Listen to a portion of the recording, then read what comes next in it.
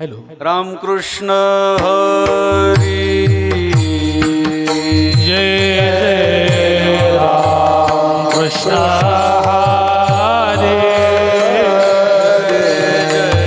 रामकृष्ण हरी जय जय रामकृष्ण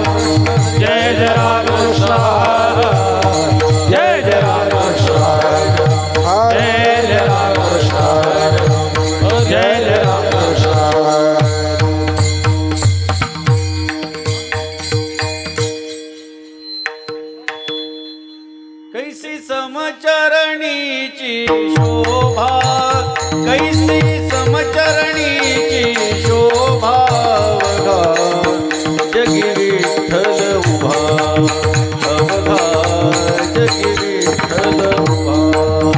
कैसी समचरणाची शोभा, कैसी समचरणाची शोभा, जगी विठ्ठल उभा, जगी विठ्ठल उभा. विठ्ठले लाविले पिसे, हे विठ्ठले लाविले पिसे, विठ्ठले लाविले पिसे, हे विठ्ठले लाविले पिसे. तिकडे पाहे तिकडे दिसे, जिकडे पाहे तिकडे दिसे, तिकडे पाहे तिकडे दिसे, जिकडे पाहे तिकडे दिसे. विठ्ठले लाविले पिसे, येणे विठ्ठले लाविले पिसे, जिकडे पाहे तिकडे दिसे, तिकडे पाहे तिकडे दिसे. आयने विठ्ठले लाविले पिसे, येणे विठ्ठले लाविले पिसे, जिकडे पाहे तिकडे दिसे, जिकडे पाहे तिकडे दिसे. पाहते पाहणीया माझारी, परते पाहणीया माझारी, पाहते पाहणीया माझारी, परते पाहणीया माझारी. पाहते गेले पाहण्या परी, पाहते गेले पाहण्या परी, गेले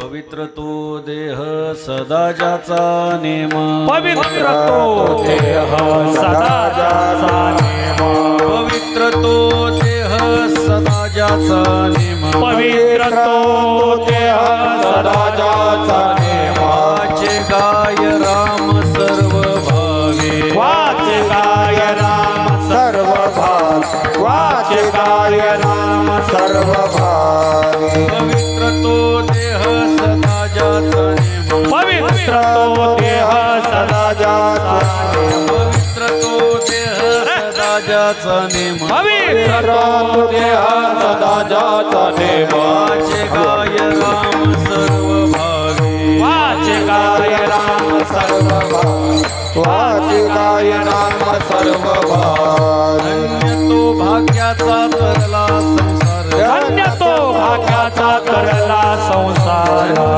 भाग्याचा तरला संसार धन्य तो भाग्याचा करला संसार परमार्थाचे घर नाममुखी परमार्थाचे घर नामो परमार्थाचे घर नामोगी करीतसे कथा कीर्तनी आवडी करीतसे कथा कीर्तनी करीतसे कथा कीर्तनी आवडी करीतसे कथा कीर्तनी आवडी ज्ञान जोडी तयाला ब्रह्मज्ञान जोडी तयाला ब्रह्मज्ञान जोडी तयाला धन्य तो भाग्याचा तरला संसार धन्य तो भाग्याचा तरला संसार भाग्याचा तरला संसार धन्य तो भाग्याचा तरला संसार चे घर नाममुखी परमार्थाचे घर नामो परमार्थाचे घर नामोगी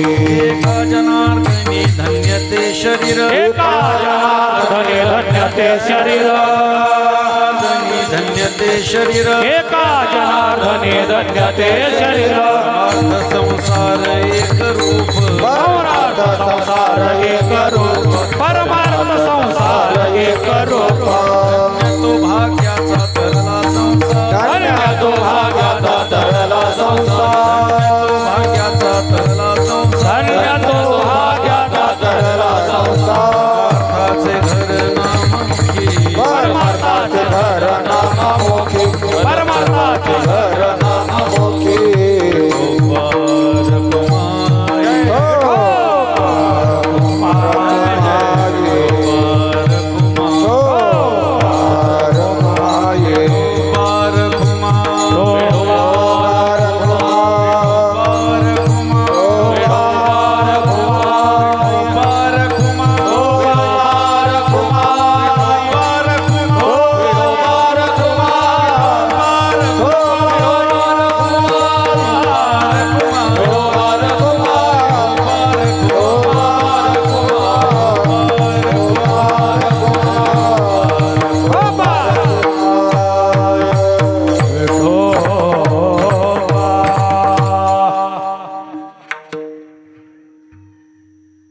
चला गायनाचार्य चिंतामण महाराज सानप गायनाचार्य अमोल महाराज राऊत चला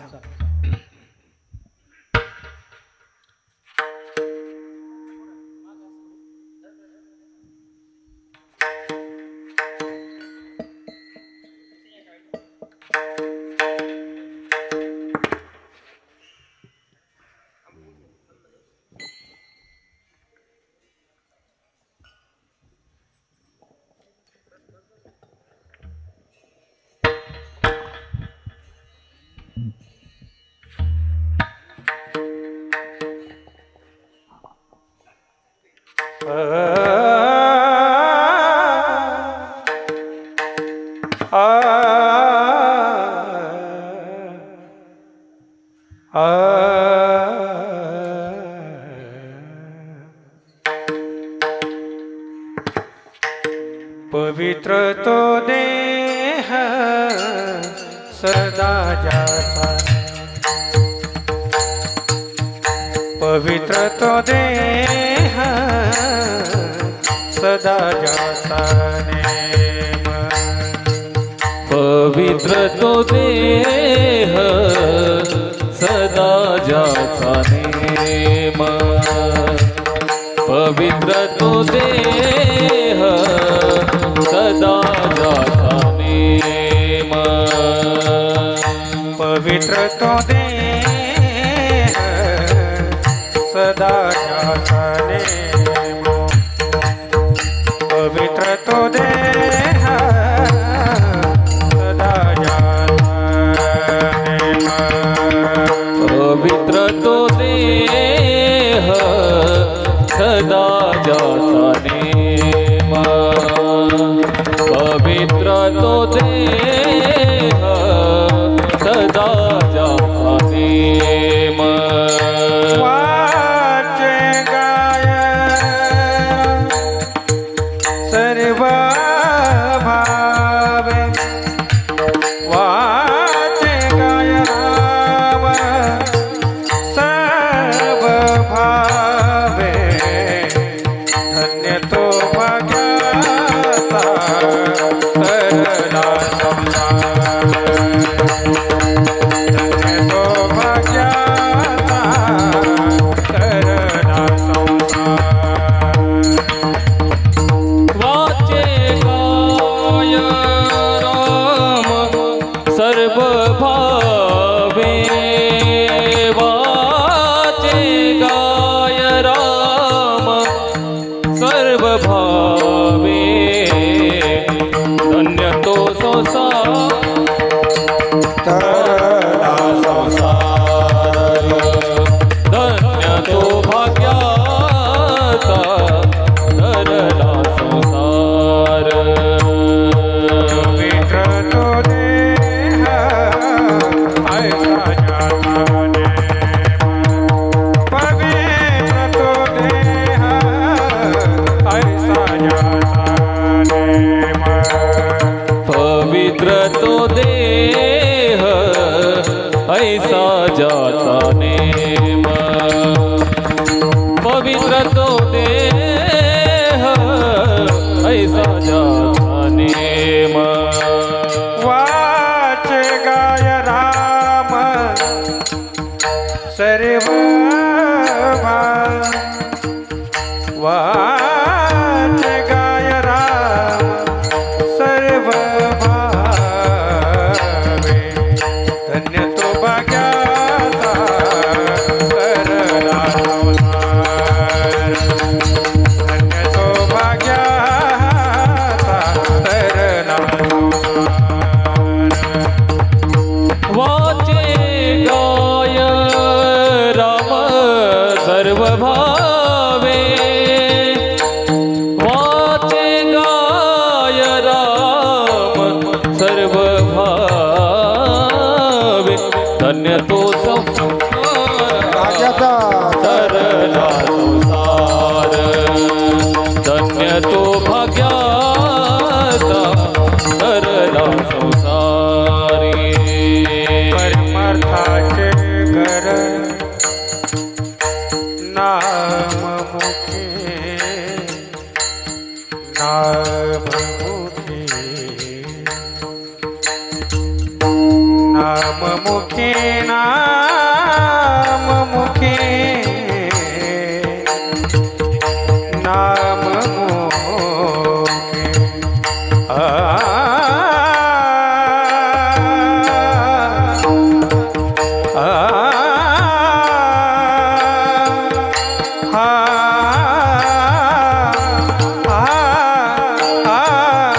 हरे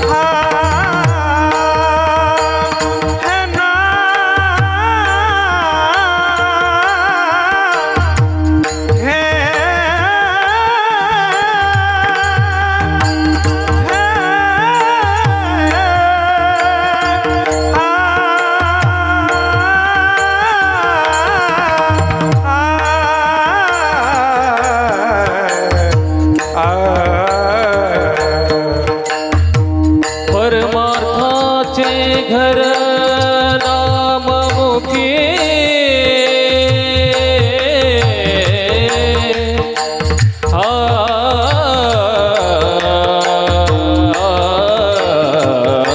परमार्थाचे घर नाममुखी नाममुखी नाममुखी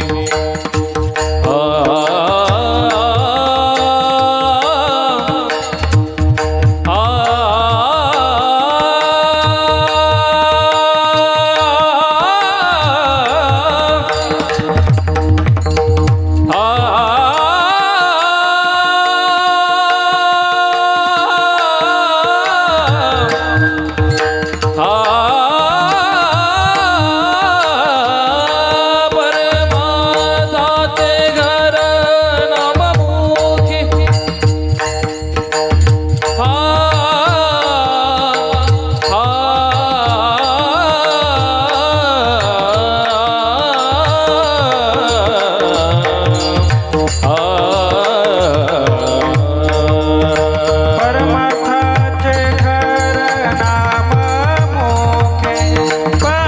परमार्थाचे घर नाममुखे धन्य तो भाग्याचा तरला संसार धन्य तो भाग्याचा तरला संसार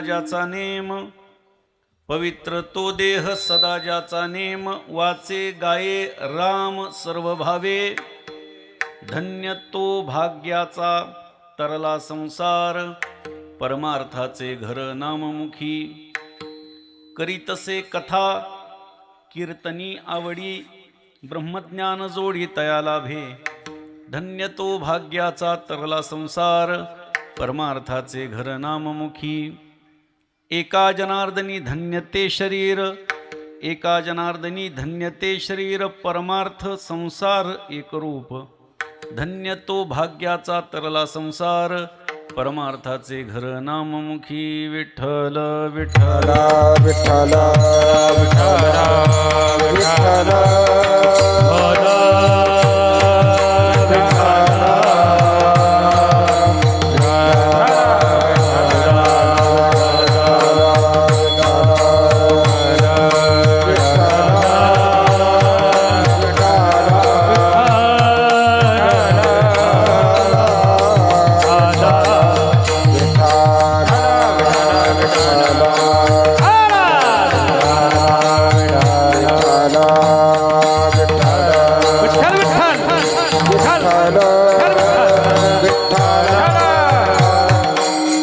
ओम नमो सद्गुरु निर्गुणा पार नाही तव गुणा बसनी माझी रसना हरिगुणा वर्णवी हरिगुण विशाळ पावन मधवी तू कृपा करून मी मूढमती दीन म्हणून किव भाकी तसे तुमचा प्रसाद झालिया पूर्ण हरिगुण वर्णीन मी जाण एका वंदितसे चरण सद्गुरूंचे आदरे स्वये भानु जो भानु आराधियेला तयाचे कुळी दीपको दिव्य झाला हरिभक्तीला गोनितारी समजता नमस्कार माझा सद्गुरु एकनाथा आदिनारायण विधेत्रीनाथ दत्त जनार्दन श्री एकनाथ शरण शरण एकनाथा शरण शरण एकनाथा शरण शरण एकनाथा शरण एकनाथा पायी माथा ठेविला पायी माथा ठेविला पायी माथा ठेविला पायी माथा ठेविला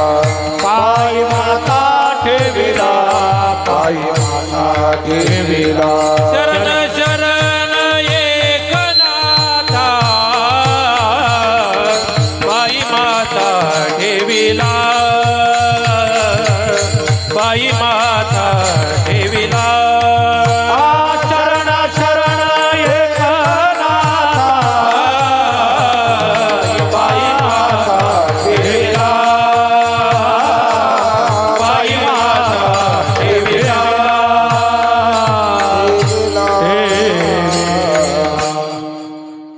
शांती ब्रह्म श्रीमंत श्री एकनाथ महाराजांचा महात्म्याच्या जीवनाचं वर्णन करणारा सुंदर असा अभंग आज सेवेकरता निवडलेला आहे. आपल्या श्री क्षेत्र शामराज म्हणा किंवा सायखेडा म्हणा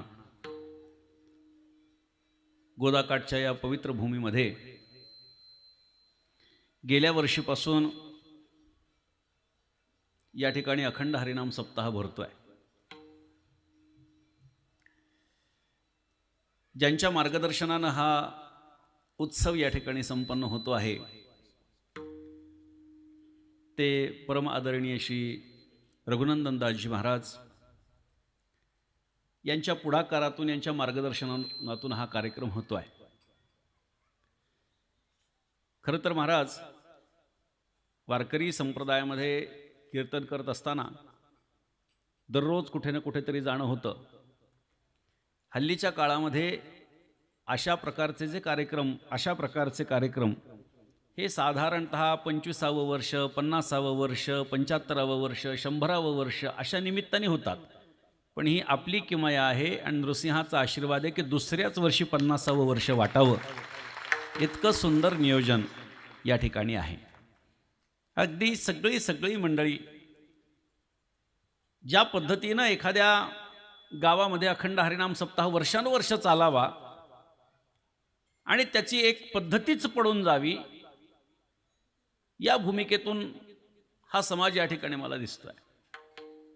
आणि अशा पाठीमागे आपली सर्वात महत्त्वाची प्रेरणा आहे. खरं तर आपलं हे ऐतिहासिक गाव आहे. सायखेड्याला साम्राज्य क्षेत्र असं म्हणतात, शामराज क्षेत्र असं म्हणतात, कारण भगवान नृसिंहाचे या ठिकाणी अनेक मंदिर आहेत, अनेक स्थान आहेत. आणि विंचुरकर सरदार यांनी ही मंदिरं बांधली, त्यांचं कुलदैवत आहे. आणि त्यांच्या संदर्भामध्ये बरीचशी मंदिरं ही त्यांनी या ठिकाणी बांधून काढली आहे. मागे शिंगव्याला जेव्हा कार्यक्रमाला आलो होतो त्यावेळी मला या स्थानाची महती आमच्या शिष्य परिवारांनी सांगितली की या ठिकाणी महाराज आपण दर्शनाला गेलं पाहिजे. आणि म्हणून कीर्तन झाल्यानंतर या ठिकाणी जेव्हा आलो अतिशय रम्य असा परिसर आणि खूप समाधान वाटलं. बाबांना भेटून दर्शन घेऊन खूप छान वाटलं. आणि त्यावेळीच खरं तर सुतोवाच झालं होतं की असा असा कार्यक्रम आम्ही यावर्षीपासून ठेवला आहे. आणि म्हणून आज या निमित्तानं चौथ्या दिवशी या ठिकाणी मला येणं झालं.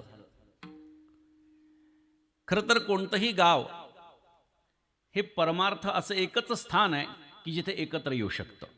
पण हे एकत्र येण्याच्यासाठी म्हणून धागा कोणा श्रीमंताचा चालत नाही, धागा कोणा राजकारण्याचा चालत नाही, तर धागा हा फक्त महापुरुषाचा साधूचा चालतो की ज्याच्या सगळी मणे ओवले जातात. सगळे मणी एकत्र ओवण्याचं एकमात्र साधन म्हणजे साधू आहे की त्याच्या ठिकाणी सगळीच माणसं एकत्र येतात. कोणत्याही प्रकारचा भेदभाव अंतःकरणामध्ये न बाळगता त्या ठिकाणी एकत्र येणं आणि त्याच्यासाठी साधन परमार्थ आहे. मी आपल्याला सांगितलं इथे फार मोठा इतिहास आहे. कदाचित आपल्यापैकी बऱ्याच जणांना तुमच्या गावाचा इतिहासही माहिती नसेल, अशी परिस्थिती आहे. पेठेचं गाव म्हणून आपल्याला सर्वांना माहिती असेल, परंतु इथे अनेक अशी विद्वानांची घरं होती की त्या विद्वानांच्या मुळे आपलं गाव ओळखलं जायचं. हा पूर्ण परिसर पेशव्यांच्या अखत्यारीमध्ये होता. वेगवेगळी गावं आहेत आणि या सायखेड्याचा अत्यंत मोठा इतिहास आहे. परंतु हा इतिहास केव्हा जागृत होणार आहे? फक्त आमच्या गावचा इतिहास मोठा एवढं म्हणून चालत नाही, तो कुठेतरी बाहेरून येणाऱ्यांनी आपल्याला सांगावा लागतो, अशी सध्याची परिस्थिती आहे. म्हणून हे कार्यक्रम जे आपण ठेवतोय याच्यातून कीर्तनकारांनाही ज्ञात होतं या गावाची काय परंपरा आहे, या गावामध्ये काय विशेष आहे, आणि म्हणून सर्वसामान्य लोकांपर्यंत ती माहिती पोचवल्या जाते. खरं तर मे महिन्यामध्ये हा कार्यक्रम ठेवल्यामुळे लेकीबाळीसुद्धा आपल्या सुट्ट्यांसाठी आलेल्या असतात माहेरी, आणि त्या निमित्तानं त्यांचंसुद्धा काहीतरी चांगलं श्रवण होतं आणि ही सगळी जाणीव आम्हाला आहे बरं का. आता कीर्तनकार म्हटल्याच्या नंतर त्या कीर्तनकाराला उभं राहिल्या सगळ्या गोष्टी कळत असतात बरं का. इथले कोण आहेत आणि बाहेरचे कोण आहेत, बसल्या बसल्या उभ्या मला कळालेलं आहे. हां, कारण का कीर्तनकाराचा एक स्वभाव असतो की कीर्तनकार म्हणजे रोज फिरणाऱ्या माणसांना माणसं ओळखू येत असतात बरं का, रोज फिरणाऱ्या माणसाला. आणि त्याच्यातही जर आपण बघितलं, अगदी गमतीचा भाग म्हणून सांगतो, ज्याला आपण शरीर विज्ञान असं म्हणतो. गमतीचा एक लायटर नोटवर घ्या सर्वांनी. शरीर विज्ञान म्हणून सांगतो आपल्याला की माणसाच्या अवयवांवरूनही त्याचा स्वभाव हा आपल्याला ओळखता येऊ शकतो. म्हणजे त्याचे डोळे कसे आहेत, त्याचे कान कसे आहेत, त्याची हाताची बोटं कशी आहेत, त्याची पायाची बोटं कशी आहेत, या सगळ्या गोष्टीवरून माणसं फार ओळखू येत असतात बरं का. अगदी एक दोन वानगीदाखल गोष्टी सांगायच्या जर झाल्या तर एखाद्या माणसाची बोटं जर का हाताची बोटं जर का आखूड असतील तर तो माणूस थोडासा आतल्या गाठीतला असतो बरं का. म्हणजे फक्त स्वतःचा विचार करायचा, जास्त दुसऱ्याचा विचार करायचा नाही बरं का. अजून एक गमतीशीर एक मुद्दा सांगतो बरं का. पायाच्या अंगठ्याच्या बाजूचं जे बोट असतं ते अंगठ्यापेक्षा जर का मोठं असेल तर आपल्या जोडीदारावरती जास्त प्रेम असतं बरं का. लक्षात घ्या, आता बघू नका. हां, लगेच बघायला सुरुवात केली आणि बघितलं आणि छोटं असलं तरी भांडणही करू नका. हां, की तुमचं छोटं आहे माझं मोठं आहे बोट, असं काही विचार करू नका. हे सांगायचं तात्पर्य काय आहे की शरीर विज्ञान ज्याला म्हणतो, ज्याला आपण इंग्रजीमध्ये बॉडी लँग्वेज म्हणतो, या बॉडी लँग्वेजवरून आपल्याला माणसं कळत असतात. म्हणजे अगदी छोट्या छोट्या गोष्टी म्हणून इथे उभा राहिल्यानंतर इथले कोण आहेत आणि बाहेरचे कोण आहेत हे बिलकुल या ठिकाणी उभा राहिल्यानंतर कळतं. म्हणून माहेरवासिनी या ठिकाणी बऱ्याच मोठ्या प्रमाणामध्ये आहेत याची मला जाणीव आहे. आणि म्हणून या ठिकाणी अनेक मंदिरामध्ये सुद्धा मी दर्शनाला गेलो आणि रायजींच्या घरी गेल्यानंतरही त्यांनी बाबांच्याबद्दल खूप चांगलं सांगितलं. कैलासजींनी सांगितलं, ही सगळी मंडळी जी आहेत ह्या सगळ्यांनी फार बाबांच्याबद्दल सांगितलं. काय असतं, एखाद्या व्यक्तीच्याबद्दल जर का एखादाच माणूस बोलत असेल तर कदाचित त्याच्या संबंधाने काही सार्वत्रिक विचार तसा असेल असं नाही, पण सगळीच माणसं जेव्हा असं म्हणतात की बाबा आल्यापासून किंवा बाबांनी या ठिकाणी गावामध्ये सुंदरकांडाचे पाठ घेणं, तरुणांना योग्य मार्गाला लावणं, या सगळ्या गोष्टी केल्यामुळे आणि गावाला एक आणणं, मी लक्षात घ्या, गावाला एकत्र आणणं ही साधी गोष्ट नाही आणि ती किमया बाबांनी करून दाखवली आहे. आणि मी निश्चितपणे आपल्याला सांगतो, हा सप्ताह बाबा आता सुरू झालेला आहे. आता हा सप्ताह काही बंद पडणार नाही आणि जसे जसे वर्ष पुढे जातील तसा हा पूर्ण सायखेड्याचा परिवार हा एक तयार होणार आहे. आणि प्रत्येक माणूस, एक परिस्थिती अशी येईल, मी आपल्याला व्यासाच्या गादीवरून, नारदाच्या गादीवरून सांगतोय, परिस्थिती अशी येईल. आज कदाचित तुम्हाला सांगावं लागत असेल की पंगत द्या, पण एक परिस्थिती, एक काळ असा येणार आहे की आपल्याकडे पंक्तीसाठी 2-2, 3-3 वर्ष वाट पाहावी लागेल. अशा पद्धतीचं हे स्थान आहे आणि भगवान नृसिंहाची कृपा आहे आणि ती होणार आहे. मी व्यासाच्या गादीवरून सांगतो, ब्रह्मवाक्य जनार्दन हा हां, त्याच्यामुळे हे सांगायचं तात्पर्य काय आहे, कारण आपल्याकडे अन्नदानसुद्धा होतं. आता अन्नदानाचं महत्त्व काय आहे हे आपल्याला सांगण्याची गरज नाही. इथे भगवंताचं नाम घेणारा जो आहे तो कोण आहे? नामधारक आहे. आणि नामधारकाला अन्नदान करणं याच्यापेक्षा दुसरं पुण्य कोणतं नाही आहे. नाथ महाराजांच्या जीवनातली कथा आहे बघा, बरं का. 2-3 गोष्टी त्यातनं साध्य झालेल्या आहेत त्या कथेतून. एकनाथ महाराजांचे पुत्र हरिपंडित महाराज, नाव हरी, मात्र काशीमध्ये पांडित्य प्राप्त झाल्यामुळे आणि पैठणला आल्यामुळे त्यांना हरिपंडित असं म्हणायचं. त्या हरिपंडितांना असं वाटायचं की आपले वडील संस्कृतातलं दिव्य तत्त्वज्ञान, वेदांताचं तत्त्वज्ञान सामान्य लोकांना, आणि ते पण प्राकृतात सांगतात, मराठी भाषेमध्ये. ते काशीसारख्या संस्कृत प्रधान क्षेत्रामध्ये शिकून आलेले होते. त्यामुळे त्यांना असं वाटायचं की संस्कृतातलं तत्त्वज्ञान हे संस्कृतात सांगायला हरकत नाही. पण त्या काळची परिस्थिती अशी होती की संस्कृत सर्वांना कळत नव्हतं, आणि मग सर्वसामान्यांपर्यंत जर का वेदांताचं तत्त्वज्ञान पोचवायचं असेल तर त्यांना प्राकृतामध्ये सांगणं गरजेचं असायचं. ते त्यांना आवडायचं नाही आणि परान्न घेतलेलं आवडायचं नाही. आता झालं असं, एक दिवस काय त्यांच्या मनामध्ये राग भरला आणि ते रुसून काशीला पुन्हा निघून गेले, कुटुंबासहित निघून गेले. काही वर्ष गेल्याच्या नंतर आईसाहेब गिरिजाबाईंनी नाथ महाराजांना सांगितलं, म्हणले आपल्या हरीला, कुटुंबाला पुन्हा इथे आणा. आता आपलं म्हातारपण आलंय जवळ, त्यांना इथे आता पुढचं आपल्याला काम द्यावं लागणार आहे, पुढची परंपरा त्यांना सांभाळावी लागणार आहे. एकनाथ महाराज काशीला गेले. हरिपंडितांनी मोठं स्वागत केलं आणि म्हटले, बाबा येणं कशामुळे केलं? तर त्यांनी सांगितलं, बाबा पैठणला तुला मी घेऊन जायला आलो आहे म्हटले. हरिपंडितांनी सांगितलं, बाबा मला यायला त्रास नाही, 2 अटी आहेत. एकतर तुम्ही संस्कृतातलं तत्त्वज्ञान मराठीत सांगायचं नाही आणि परांना घ्यायचं नाही. या 2 गोष्टी जर तुम्हाला मान्य असतील तर मी येतो, नाहीतर येत नाही. नाथ महाराजांनी सांगितलं, बाबा तू प्रवचन कर, आपली परंपरा आहे ना प्रवचनाची, कीर्तनाची, ते कीर्तन प्रवचन तू कर, मी शांत बसतो, परांना घेत नाही, अजून काय बोलू, चल. हरिपंडित आले. नंतर त्यांनी आपल्या कुटुंबाला सुद्धा बोलवून घेतलं, 2 मुलं आणि पत्नी यांना पण बोलवून घेतलं. हरिपंडितांचं प्रवचन सुरू झालं. संस्कृतामध्ये होणारं ते प्रवचन लोकांना काही कळेना.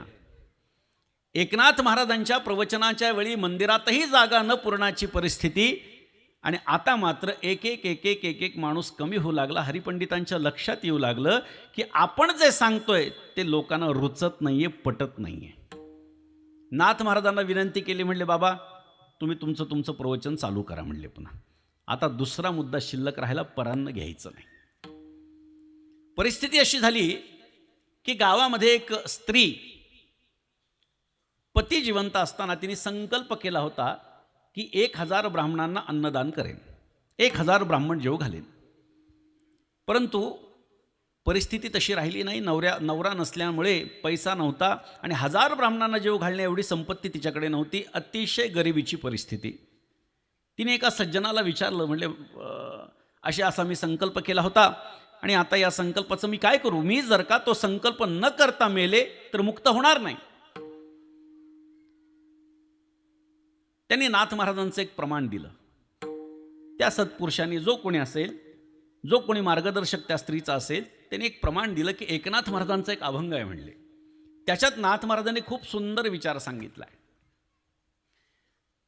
त्याचा विचार जर आपण केला तर साधारणतः 1000 ब्राह्मण जीव घातल्याचं पुण्य तर तुला लाभेलच, पण त्याच्याही पेक्षा कितीतरी पटीनं पुण्य जास्त लाभेल तू जर का एकनाथ महाराजांना जीव घातलंस तर. काय सांगितलं त्यांनी? नाथ महाराजांचा अभंग. गावंढे सहस्त्र ब्राह्मण तृप्त केलिया भोजन, पुण्यक्षेत्रीचा एक जाण पाहता सुकृत तितुकेची जोडे.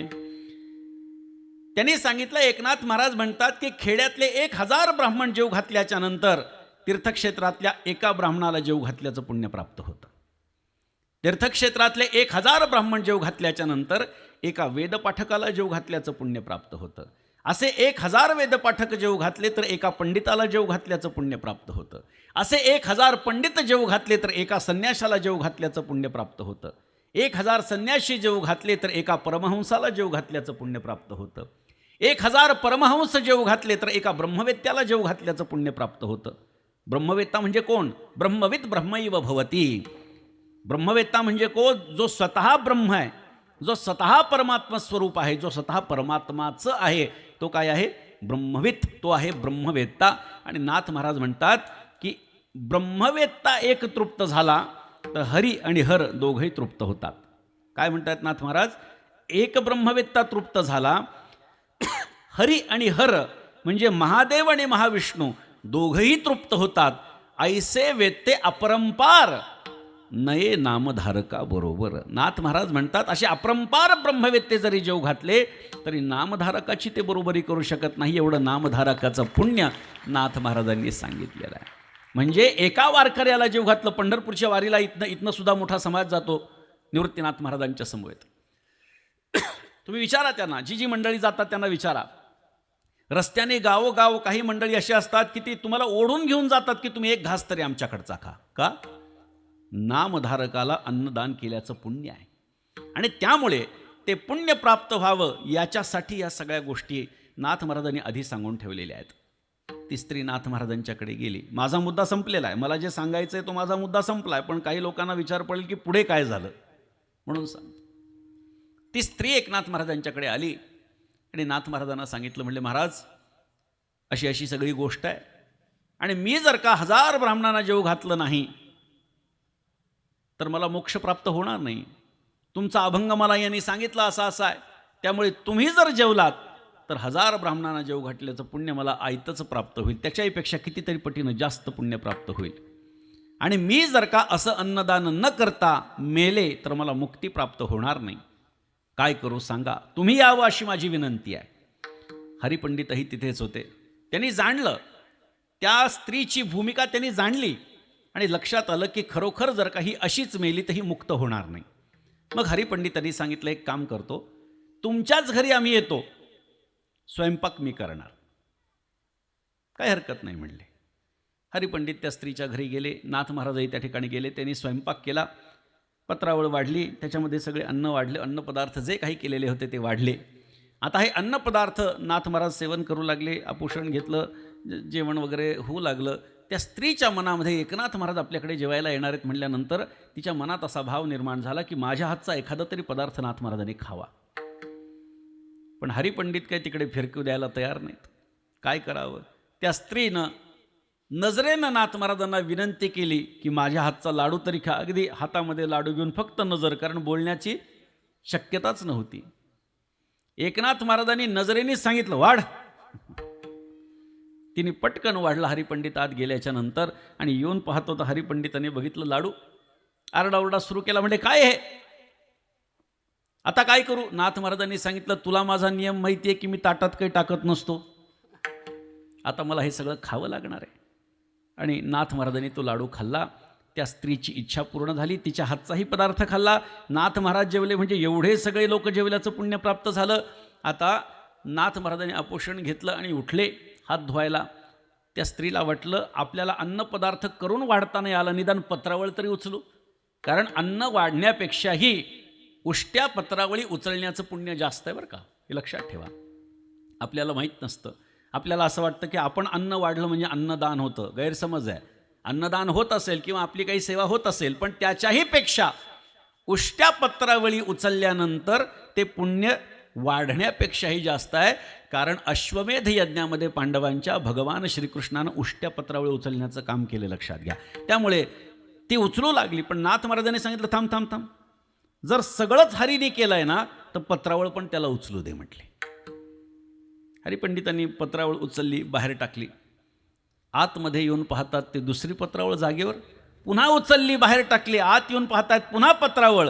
असं करत करत करत करत जशा जशा पत्रावळी बाहेर टाकत होते तसा तसा त्यांचा अहंकार शरीरातून बाहेर जात होता. 1000 पत्रावळी बाहेर पडल्या आणि हरिपंडित गलित गात्र झाले. आणि तेव्हा त्यांना एकनाथ महाराजांचा अधिकार कळाला. ते शिष्य झाले, नाथ महाराजांचे भक्त बनले आणि सांगितलं बाबा आता तुम्ही जसं म्हणाल तसा मी परमार्थ करायला तयार आहे. आणि पुढे एकनाथ महाराजांची परंपरा हरिपंडित महाराजांनी चालवली, जी आजपर्यंत अव्याहतपणे आमच्यापर्यंत चालत आलेली आहे.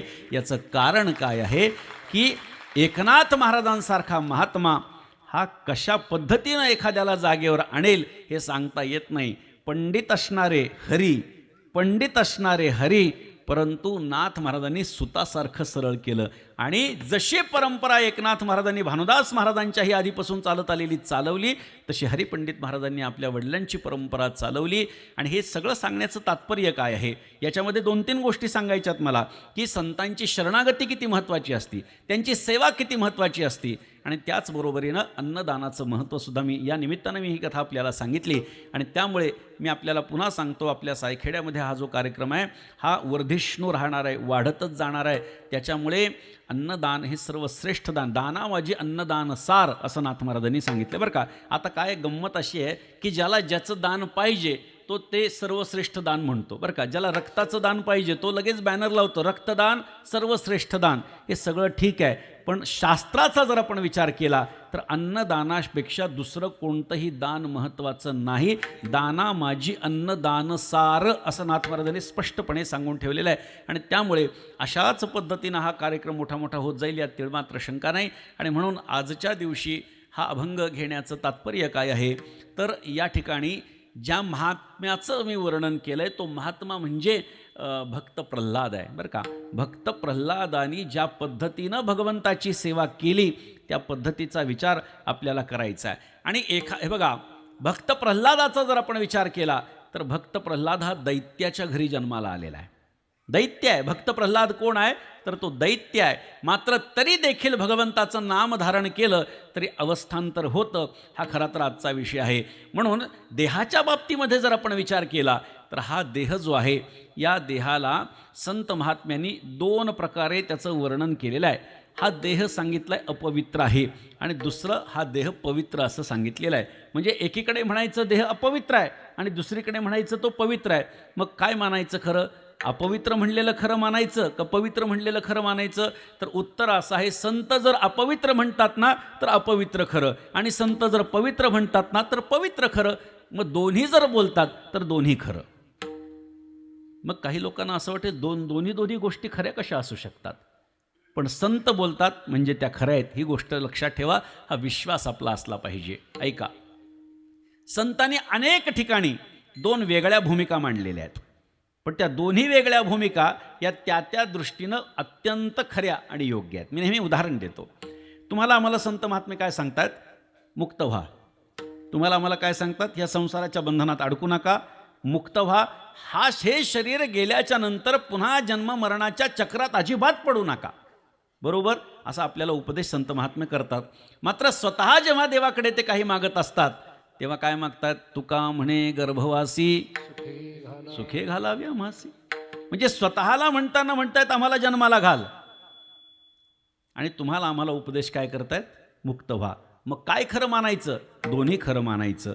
कारण आम्ही जर संसाराला आलो, जन्माला आलो तर संसारच करणार आहोत.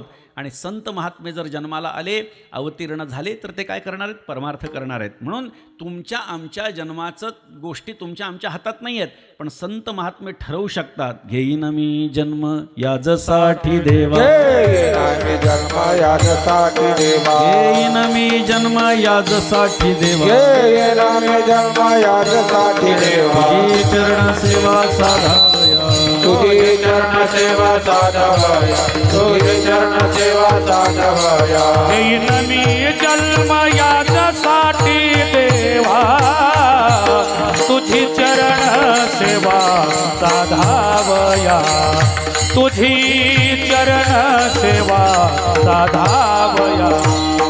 घेईन मी जन्म याजसाठी देवा, तुझी चरण सेवा साधावया, तुझी चरण सेवा साधावया. एकतर जन्म घेईन ही अधिकारवाणी तुम्ही लक्षात घ्या.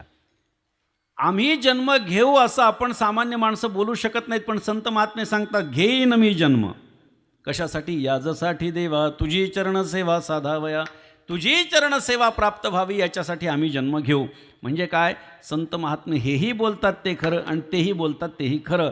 मग आता इथे प्रश्न आहे, शरीर चांगलं आहे असं म्हणतात ते खरं का शरीर वाईट आहे असं म्हणतात ते खरं, तर उत्तर काय आहे, दोन्हीही खरं, कारण संत बोलतात. मग वाईट आहे कशावरून आणि चांगलं आहे कशावरून याचं चिंतन होणं गरजेचं आहे.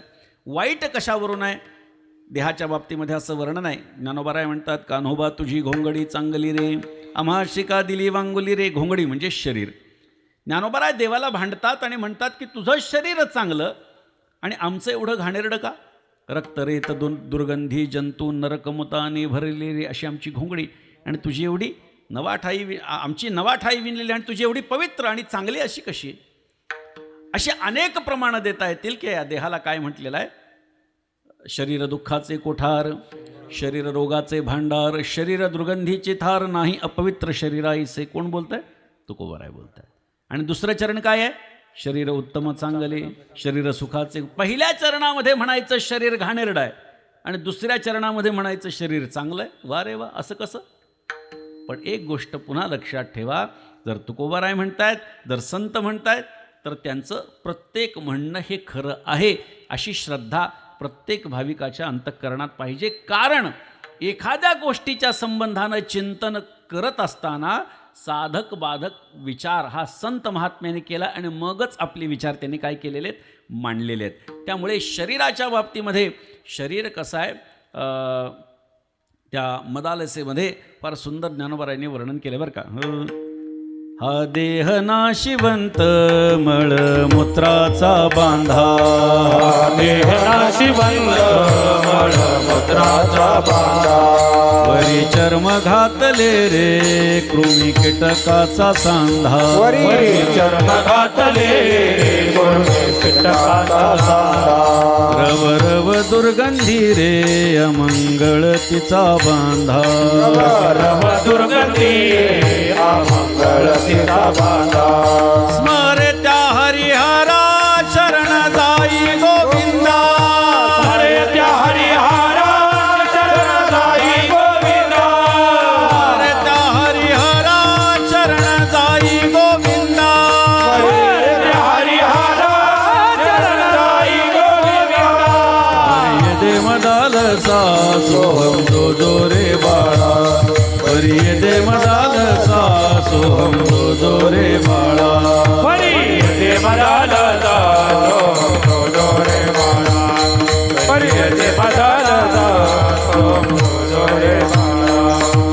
देह नाशिवंत मळमूत्राचा बांधा, देह नाशिवंत मळमूत्राचा बांधा, चर्म घात कीटकांचा सांधा, आवरी चर्म घातले रे पूर्वी कीटकाचा सांधा, रव रव दुर्गंधी रे अमंगळचा बांधा, रव रव दुर्गंधी रे अमरतेचा बांधा. हरिहरा शरणदाई गोविंदा, हरे त्या हरिहरा शरण जाई गोविंदा,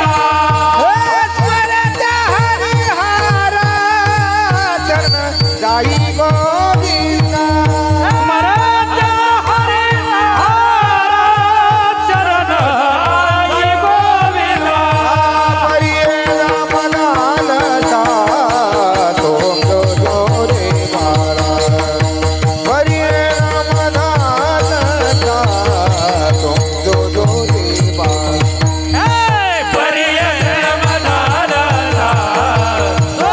जो रे बाळा. पर्यटन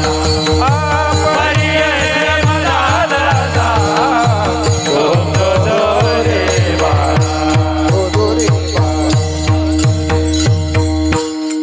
हा देह नाशिवंत मळमूत्राचा बांधा, वरी चर्म घातले रे कृमी कीटकाचा सांधा, रव रव दुर्गंधी रे अमंगळ तिचा बांधा, असं वर्णन शरीराचं केलेलं आहे. म्हणजे देहाच्या बाबतीमध्ये ते चांगलं आहे असंही वर्णन आहे आणि तो देह घाणेरडा आहे असं पण वर्णन आहे. एकंदरीत जर आपण विचार केला तर 4 प्रकार आपल्याला पाहायला मिळतात. काही देह अशी आहेत की जी जिवंतपणी पवित्र आहेत, मेल्यानंतर अपवित्र. काही देह अशी आहेत की जी जिवंतपणी अपवित्र आहेत, मेल्यानंतर पावित्र्य. काही देह अशी आहेत की जी जिवंतपणीही अपवित्र आणि मेल्यानंतरही अपवित्र, आणि काही देह अशी आहेत की जी जिवंतपणीही पवित्र आहेत आणि मेल्यानंतरही पवित्र आहेत. जिवंतपणी पवित्र आणि मेल्यानंतर अपवित्र गाय आहे. 33 कोटी देवांचा वास या गायीमध्ये आहे. गोमाता आपण तिला म्हणतो. गायीचं संरक्षण व्हावं हिच्यासाठी हजारो साधू संतांनी आपलं बलिदान सुद्धा दिलेलं आहे. गोरक्षण करणं, गायीचं पालन पोषण करणं, तिला गोग्रास देणं, मरणाच्या दारातून तिला परत आणणं, तिचं अंग कुरवाळणं, तिचा चारा पाणीचा त्याची व्यवस्था करणं, ह्या सगळ्या गोष्टी आपल्या धर्मामध्ये अत्यंत पवित्र मानण्यात आलेल्या आहेत. 33 कोटी म्हणजे 33 प्रकारच्या देवांचा वास तिच्यामध्ये आहे. म्हणजे अपवित्र एखादी व्यक्ती जर असेल आणि गायीला जर स्पर्श केला तर ती पवित्र होते. पवित्र कोण आहे? अपवित्र पदार्थानं पवित्राला स्पर्श केल्याच्या नंतर ज्याचं अपावित्र्य जातं, ते ज्याच्यामुळे जातं तो कोण आहे? पवित्र आहे. आता गायीचा स्पर्श केल्यानंतर पवित्रता प्राप्त होते, म्हणजे गाय पवित्र आहे. पण कधीपर्यंत? जोपर्यंत ती जिवंत आहे तोपर्यंत. तीच गाय जेव्हा मरते तेव्हा तिच्या देहाला स्पर्श केल्यानंतर पावित्र्य प्राप्त होत नाही. काही देह अशी आहेत की जी जिवंतपणे अपवित्र आहेत, मेल्यानंतर पावित्र्य प्राप्त होतं. वाघ जिवंतपणे काय? अपवित्र आहे, अभक्षभक्षण करतो आपल्या दृष्टीनं, इतर प्राण्यांना मारून स्वतःचा उदरनिर्वाह करतो, पोट भरतो.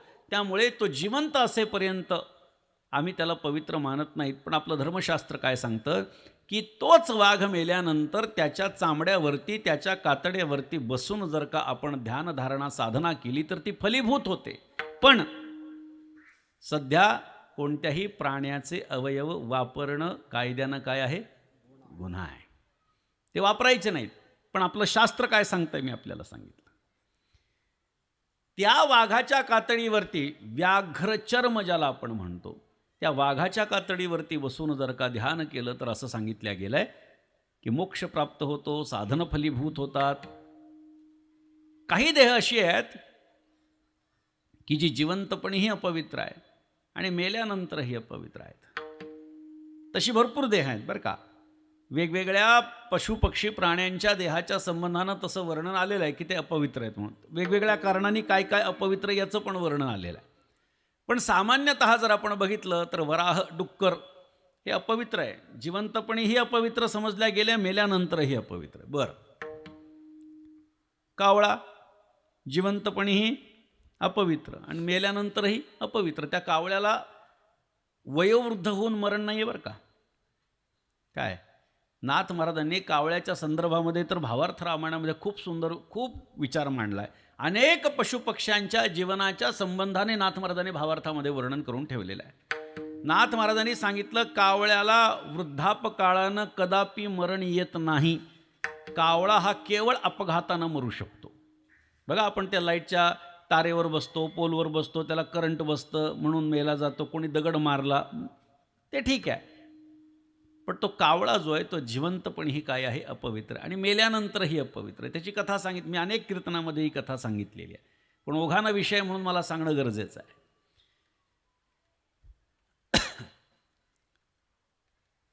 प्रभू रामचंद्र जेव्हा वनवासामध्ये गेले तेव्हा राम आणि लक्ष्मण ही दोघे जण काही कंदमूळ फळं आणण्यासाठी जेव्हा गेली तेव्हा दुपारच्या वेळी सीता माता काही वाळवण वगैरे टाकत होती. आणि हे दृश्य एक गंधर्व पाहत होता. तिथे काही कावळे जमा झाले. आता खायचे पदार्थ म्हटल्यानंतर कावळे जमा होणार आणि मग ते खाण्याच्या पदार्थाला ते तोंड लावण्यापेक्षा सीतामातेनं असा हात करावा. ते कावळे काय करायचे? उडी मारायचे, पलीकडे बसायचं, हात अलीकडे घेतलं की पुन्हा यायचे. झटकत झटकत असताना झालं असं की सीता मातोश्रींचा पदर खाली आला आणि त्या गंधर्वाच्या लक्षात आलं की ही सुंदर स्त्री, हिला आपण स्पर्श केला पाहिजे. पण असं जर आपण गेलो तर हिचा नवरा, हिचा पती आपल्याला काय करेल? दंडित करेल. मग आपण काय करू? या कावळ्यामध्येच मिसळू म्हणले. आणि या कावळ्यांपैकीच एक कावळा हा डोम कावळा बरं का मध्ये आलेला. ते पुन्हा सीतामातेनं असा हात झटकावा, बाकीचे कावळे पलीकडं पळायचे, हा मात्र अंगचटीला यायचा. सीतामातेला असं वाटलं हा एकच कावळा असं कसं काय अंगचटीला येतो, बाकीचे सगळे हाकलले की पलीकडे जातात, हा अंगचटीला येतो.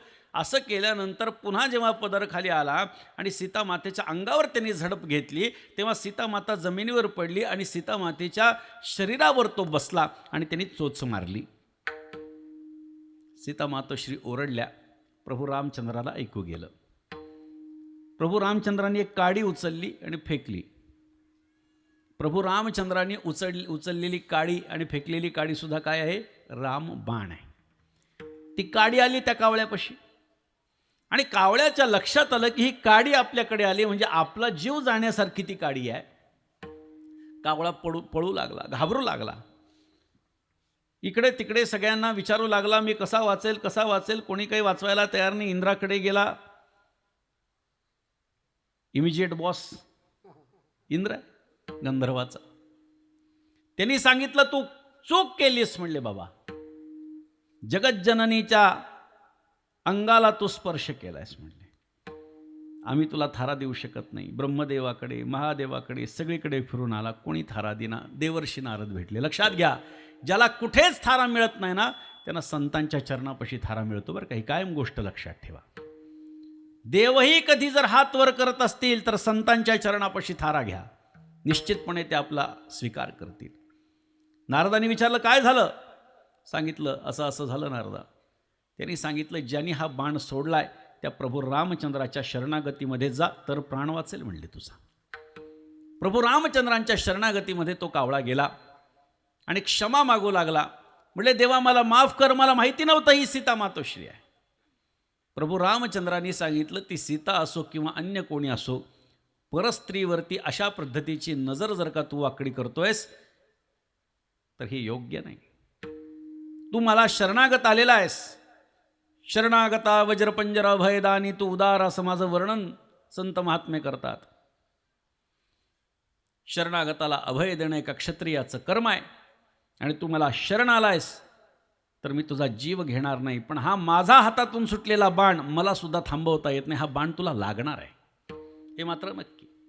आता तू ठरव की हा बाण कुठे लागला पाहिजे. तेव्हा त्या गंधर्वांनी सांगितलं देवा माझी कुदृष्टी जर का सीता मातेवरती पडली नसती ना तर या सगळ्या गोष्टी घडल्याच नसत्या. डोळ्यामुळे सगळ्या गोष्टी घडल्या. माझा एक डोळा फोडून टाक. म्हणले तथास्तु. एक डोळा फुटला. तेव्हापासून कावळ्यांना एकाक्ष हे नाव पडलं. कावळ्याला काय म्हणतात? एकाक्ष. का म्हणतात? एकच डोळा आहे. तुम्ही म्हणाल आम्हाला तर दोन बुबुळं दिसतात. बुबुळं दोन आहेत पण दृष्टी एक आहे. लक्षात घ्या. मग काही जण मला विचारतील उजव्या डोळ्यांनी दिसतं का डाव्या? तुम्ही शोधा. हां पण नाथ महाराजांनी सांगून ठेवलंय. नाथ महाराजांनी काय सांगितलं की त्याला डोळे दोन आहेत, बुबुळं दोन आहेत पण दृष्टी एक आहे. त्याला जेव्हा इकडे बघायचं तेव्हा दृष्टी या डोळ्यात येते, या डोळ्याला दिसत नाही. जेव्हा त्याला या डोळ्यांनी पाहायचं तेव्हा इकडचीच दृष्टी इकडे येते आणि या डोळ्यांनी दिसतं, या डोळ्यांनी दिसत नाही. नाथ महाराजांनी सांगितलंय. एकाक्ष नाव पडलं. पण भगवंताला करुणा आली. म्हटले अरे आपण शरणागताला बाण मारला. हा आपल्या शरणागतीमध्ये आला होता तरी बाण मारला. भगवंतानं सांगितलं तुझ्या उरलेल्या दृष्टीला, उरलेल्या डोळ्यांना मी दिव्य दृष्टी प्रदान करतो. पुढे काय झालं? पण भगवंताच्या पुन्हा लक्षात आलं अरे यांनी डोळा फोडून घेतला पण पाप माझ्या पत्नीला स्पर्श कशाने केलाय? चोचीनं. म्हणले याच्या चोचीला तर काही आपण शापच दिला नाही. भगवंतांनी सांगितलं तुझ्या चोचीचा वापर माझ्या पत्नीला स्पर्श करण्यासाठी तू केला, तुला शाप देतो की तू सडलेलं मांस खाशील. तेव्हापासून रस्त्यावरती जेव्हा सडलेलं मांस पडलेलं असतं एक तर गिधाड येतं नाही तर कावळा. तिथं बाकीचे पण पक्षी असतात पण कोणीही तिथे फिरकत नाही. का? प्रभू रामचंद्राचा त्यांना शाप आहे. पण पुन्हा विचार आला अरे पण हा तर आपल्याला शरण आला. बघा भगवान सुद्धा किती विचार करतो शरणागताचा. अरे हा तर आपल्याला शरण आला आणि तरीसुद्धा आपण याच्या चोचीला काय दिला? शाप दिला. आता काहीतरी उशाप द्यावा लागेल. आणि म्हणून भगवंतांनी सांगितलं जेव्हा पिंड तयार होईल तेव्हा त्या पिंडाला स्पर्श करण्याचा अधिकार तुझ्या चोचीला मी देतो. म्हणले दिव्य दृष्टी जी प्रदान केली आहे ती बघायचं की एखादा माणूस मुक्त होणार आहे की नाही. तो जर मुक्त होणार असेल तरच त्याच्या पिंडाला चोच लावायची. अशा पद्धतीचा आशीर्वाद दिला म्हणून पिंडाला कोण शिवतो? कावळा. दुसरं कोणी शिवत नाही. लक्षात घ्या, ही नाथ महाराजांनी भावार्थ रामायणामध्ये सांगितलेली कथा आहे प्रभू रामचंद्राची. आता त्यांनी स्वतःहून यावं जर मुक्त होणार असेल आणि मग चोच मारावी ही अपेक्षा आहे. पण नाशिकची माणसं काय करतील सांगता येत नाही. काही वर्षांपूर्वी बातमी बघितली, तुम्हाला लक्षात आलं असेल, कावळाच पाळला महाराज एकाने. आता ते 10 रुपयाला चोच. 10 रुपये द्यायचे आणि त्यांनी काय करायचं, ते पिंडाला चोच मारायचे. असं होत नसतं, असं चालत नसतं. सांगण्याचं तात्पर्य काय आहे की आपल्याकडे ज्या काही परंपरा आपल्याला दिसत आहेत त्याच्या पाठीमागे एक मोठा इतिहास आहे. आणि या ठिकाणी जर आपण विचार केला, देहाच्या पवित्र अपवित्रतेचा विचार करत असताना कावळा जिवंतपणेही अपवित्र आहे, कारण अभक्ष भक्षण करतो आणि मेल्यानंतर तो अपवित्र आहेच आहे. आणि काही देह अशी आहेत की जी जिवंतपणेही पवित्र असतात आणि गेल्यानंतरही पवित्र असतात. पण ती पवित्रता त्यांच्या ठिकाणी कशामुळे प्राप्त होते, महाराज हेच सांगतात अभंगाच्या पहिल्या चरणामध्ये. सदा नाम वाचे पवित्र तो देह, सदा ज्याचा नेम पवित्र तो देह, सदा ज्याचा नेम पवित्र तो देह, सदा ज्याचा नेम पवित्र तो देह, सदा ज्याचा नेम. आवाच गाय राम सर्व भावे, वाच गाय नाम सर्व भावे, धन्य भाग्याचा तरला संसार, धन्य तो भाग्याचा तरला संसार. वाच काय राम सर्व भावे, वाच काय राम सर्व भावे, धन्य ते संसार तरला संसार. धन्य ते भाग्याचा तरला संसार. हा पवित्र तो दया सदा ज्याचा नेम, वाच गाय रमा, वाच गाय रमा सर्व भाव. पवित्र तो देह सदा ज्याचा नेम, वाच गाय राम सर्व भाव, वाच गाय रमा सर्व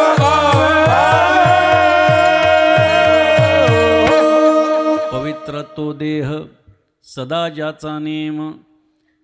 नाथ महाराज म्हणतात तोच देह पवित्र आहे ज्याचा काहीतरी नेम आहे. काय? सदा ज्याचा नेम, ज्याचा काहीतरी नित्य नेम आहे. काय नित्य नेम आहे? वाचे गाये राम सर्व भावे. वाचेन प्रभू रामचंद्राच्या नामाचं गायन नित्य जो करतो त्याचा देह काय आहे? पवित्र आहे. जिवंतपणी ही पवित्रता आणि गेल्यानंतर ही पवित्रता ही फक्त संतांच्या देहाला प्राप्त झालेली आहे. म्हणून संतांच्या समाधीचं दर्शन घेणं म्हणजे एक प्रकारे संतांचंच दर्शन घेणं आहे. ते गेल्यानंतर भलेही त्यांची संजीवन समाधी असेल, भलेही त्यांची जलसमाधी असेल, भलेही अन्य प्रकारची समाधी असेल, मात्र त्या समाधीच्या दर्शनामध्ये तेच पुण्य प्राप्त होतं जे प्रत्यक्ष त्या महात्म्याच्या दर्शनानं प्राप्त होणार. कारण साधू हा जिवंतपणीही पवित्र आहे आणि गेल्यानंतरही पवित्र आहे. का? कारण नित्य नेमानं प्रभू रामचंद्राच्या नामाचं गायन तो करतो. वाचे गाये राम सर्व भावी. देवाचं नाम काय करायला सांगितलंय? गायला सांगितलंय, गायला सांगितलंय. आता माळ घेऊन जप करणं हा एक भाग आहे. गायन करून घेणं कोणत्याही प्रकारे करा, पण भगवंताचं काय करा? नामस्मरण करा. कोणतंही काम करत असताना देवाचं नाव घ्या, कशाही पद्धतीनं नाव घ्या असं सांगितलंय. अगदी एखाद्याला कुत्सित पद्धतीनं घेतलेलं नावसुद्धा फलपर्यवसायी ठरू शकतं. म्हणजे आपण काय करतो, एखादा आता आपल्या सप्ताहामध्ये येणारी काही मंडळी असतील आणि त्यांच्या घरचे काही विरोध करत असतील, ते म्हणत असतील की आम्ही इथं काम करतो, तुम्ही करा हरिहरी तिकडं जाऊन. हे कुत्सित पद्धतीनं घेतलेलं त्यानं नाव हे सुद्धा त्याला पुण्य प्रदान करणारं आहे. एवढं नामाचं महात्म्य सांगितलं आहे. म्हणजे कशाही प्रकारे कुठेही कसंही परमात्म्याचं नाम कोणतंही घ्यायला हरकत नाही. पण गंमत अशी आहे, इथे वाचे गाय राम असं सांगितलेलं आहे बरं का. आता संत वाङ्मयामध्ये अनेक नावांच्या संबंधाने महती सांगण्यात आलेली आहे. कधी रामाचं महत्त्व, कधी हरीचं महत्त्व, कधी कृष्णाचं महत्त्व, कधी शिवाचं महत्त्व, अन्य नामं सांगितलेली आहेत. त्याचं कारण असं आहे की नाव सांगितल्याच्या नंतर चित्र डोळ्यासमोर उभं राहतं. प्रभू रामचंद्राचं नाम का घ्यायचं? कारण प्रभू रामचंद्राचं नाम घेतल्याच्या नंतर प्रभू रामचंद्राची छवी डोळ्यासमोर उभी राहते. मर्यादा पुरुषोत्तमत्व त्याचं आपल्याला दिसतं, रणरंग धीरत्व आपल्याला प्रभू रामचंद्राचं दिसतं. आणि म्हणून प्रभू रामचंद्राचं नाम घेतलं की तो प्रभू राम आपल्या डोळ्यासमोर उभा राहतो. हे का होतं? कारण उपाधी पूज्यतेच्या योगानं आपली श्रद्धा जडत असते. हा माणसाचा स्थायी भाव आहे. म्हणजे एखादी मूर्ती जर सुंदर असेल तर त्या मूर्तीचं दर्शन घ्यावंसं वाटतं. मात्र कितीही जाज्वल्य असेल आणि ती मूर्ती जर का दिसायला सुंदर नसेल तर माणसांची श्रद्धा भक्ती तिथं जडत नाही. बघा तुम्ही किंवा सजावटसुद्धा, आता उत्तरेमध्ये जर तुम्ही गेलात तर तिथे खूप सजावट केलेली असतं. मग जास्त भव्य दिव्य सजावट केली तर लोकांना वाटतं फार महत्त्वाचं स्थान आहे. तुम्ही आता गोकुळामध्ये वृंदावनामध्ये गेलात तर तिथं आत्ता तयार झालेले काही संस्थान आहेत किंवा मंदिर आहेत, पण लोक काय सांगतात, यहाँ पे प्रभुजी खाना खाते थे, यहाँ पे प्रभुजी ने ये किया, यहाँ पे वो किया. तुमची आमची श्रद्धा का बसते त्याच्यावर? कारण ते मांडणीच त्यांची एवढी व्यवस्थित असते की आपल्याला असं वाटतं की खरंच हे स्थान ते असेल. म्हणजे उपाधी पूज्यता जर का असेल अंतःकरणात तर माणसाची श्रद्धा जडते. म्हणून राम नाम लक्षात घ्या. दगड जरी नाम घेतलं, दगड जरी म्हटलं तरी सुद्धा भगवंताची प्राप्ती होणार आहे. पण दगड म्हणजे देव आहे ही धारणा मनात बिंबली पाहिजे. चराचरात देव आहे, परमात्मा आहे. विठ्ठल जळी स्थळी भरला रिता ठाव नाही उरला. दगडातही देव आहे हे आम्हाला मान्य आहे, पण दगडातही देव आहे आणि दगड म्हणजे देव याच्यात भेद आहे. पण आम्ही सरमिसळ करतो. मी उदाहरण नेहमी देतो. एक मोठी शिळा आहे, त्याचे 2 भाग केले. एकाची सुंदर मूर्ती तयार केली आणि मंदिरामध्ये प्राणप्रतिष्ठा केली. राहिलेला शिल्लक जो दगड आहे, लोकांनी विचार केला मंदिराची पायरी इथं केलेली नाही, उंचवटा झालं, इथे टाकून द्या म्हणले. मध्ये एकच शिळा आहे, त्याचे 2 भाग केले. एकावर पाय देऊन आपण मंदिरात जातो आणि एकाच्या पायावर आपण डोकं टेकवतो. काय कारण आहे? उपाधी पूज्यता. शिळा तीच आहे, पण एकावर पाय आणि एकाच्या पायावर डोकं. कारण आम्हाला उपाधी जर पूज्य असेल तर आमची श्रद्धा जडते. आणि म्हणून या ठिकाणी विशेषत्वानं काय सांगितलंय? वाचे गाये राम सर्व भावे. तो देह पवित्र आहे. पवित्र सोवळी एकतीच भूमंडळी, ज्यांचा आवडता देव अखंडित प्रेमभाव. तुकोबाराय बोलतात की या जगतामध्ये तीच पवित्र आहे, तीच सोवळी आहेत ज्यांचा देव आवडता आहे. किंवा असंच एक प्रमाण किंवा असेच एक अभंग तुकोबारायांचा काय? पवित्र तो देह वाणी पुण्यवंत, जो वदे अच्युत सर्व काळ तयाच्या चिंतने. आम्हाला सर्वांना माहिती आहे संतांच्या विचारांची ही एकता आहे. आणि म्हणून या ठिकाणी नाथ महाराजांनी सांगितलं, तो देह पवित्र आहे जो वाचेन नित्य नेमानं प्रभू रामचंद्राच्या नामाचं गायन करतो. आणि असा जो देह आहे त्याच्या संदर्भात आणखी काय भूमिका आहे अभंगाचं? धन्य तो भाग्याचा तरला संसारी, धन्य तो भाग्याचा तरला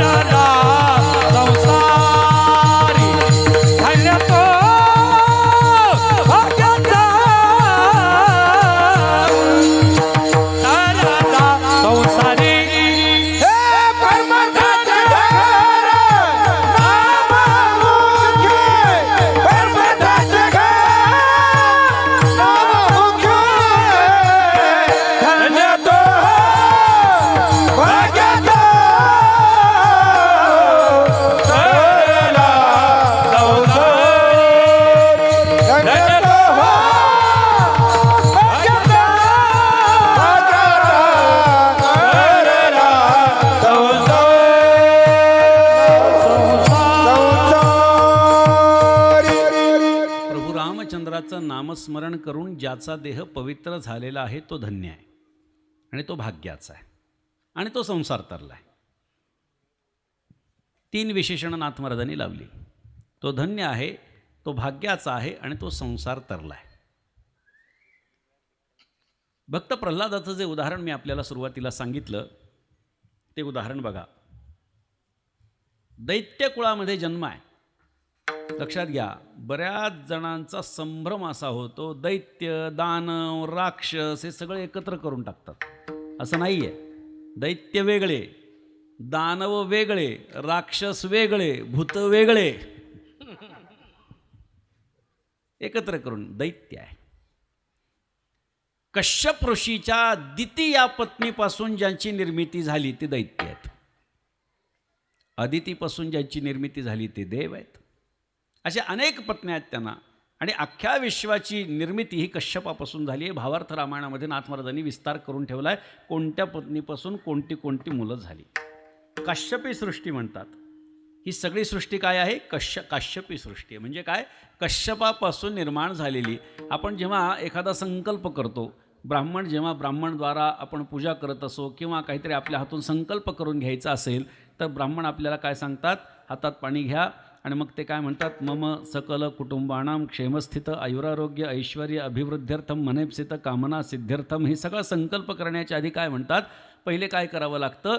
आपण कुठे, म्हणजे ज्याला लॅटिट्युडनल आणि लँजिट्युडनल असे जे रेषा म्हणते, अक्षांश रेखांश ज्याला म्हणतो, ते जसं आज विज्ञानामध्ये आहे तसं आपल्याकडे संकल्प करताना सगळ्या गोष्टी सांगाव्या लागतात की मी कुठे कुठे आहे, की भरतखंडे वगैरे वगैरे, जम्बूद्वीपे, दंडकारण्ये वगैरे वगैरे, ह्या सगळ्या गोष्टी सांगाव्या लागतात, कोणत्या नदीच्या काठावर वगैरे वगैरे. आणि ते करत असताना काय होतं?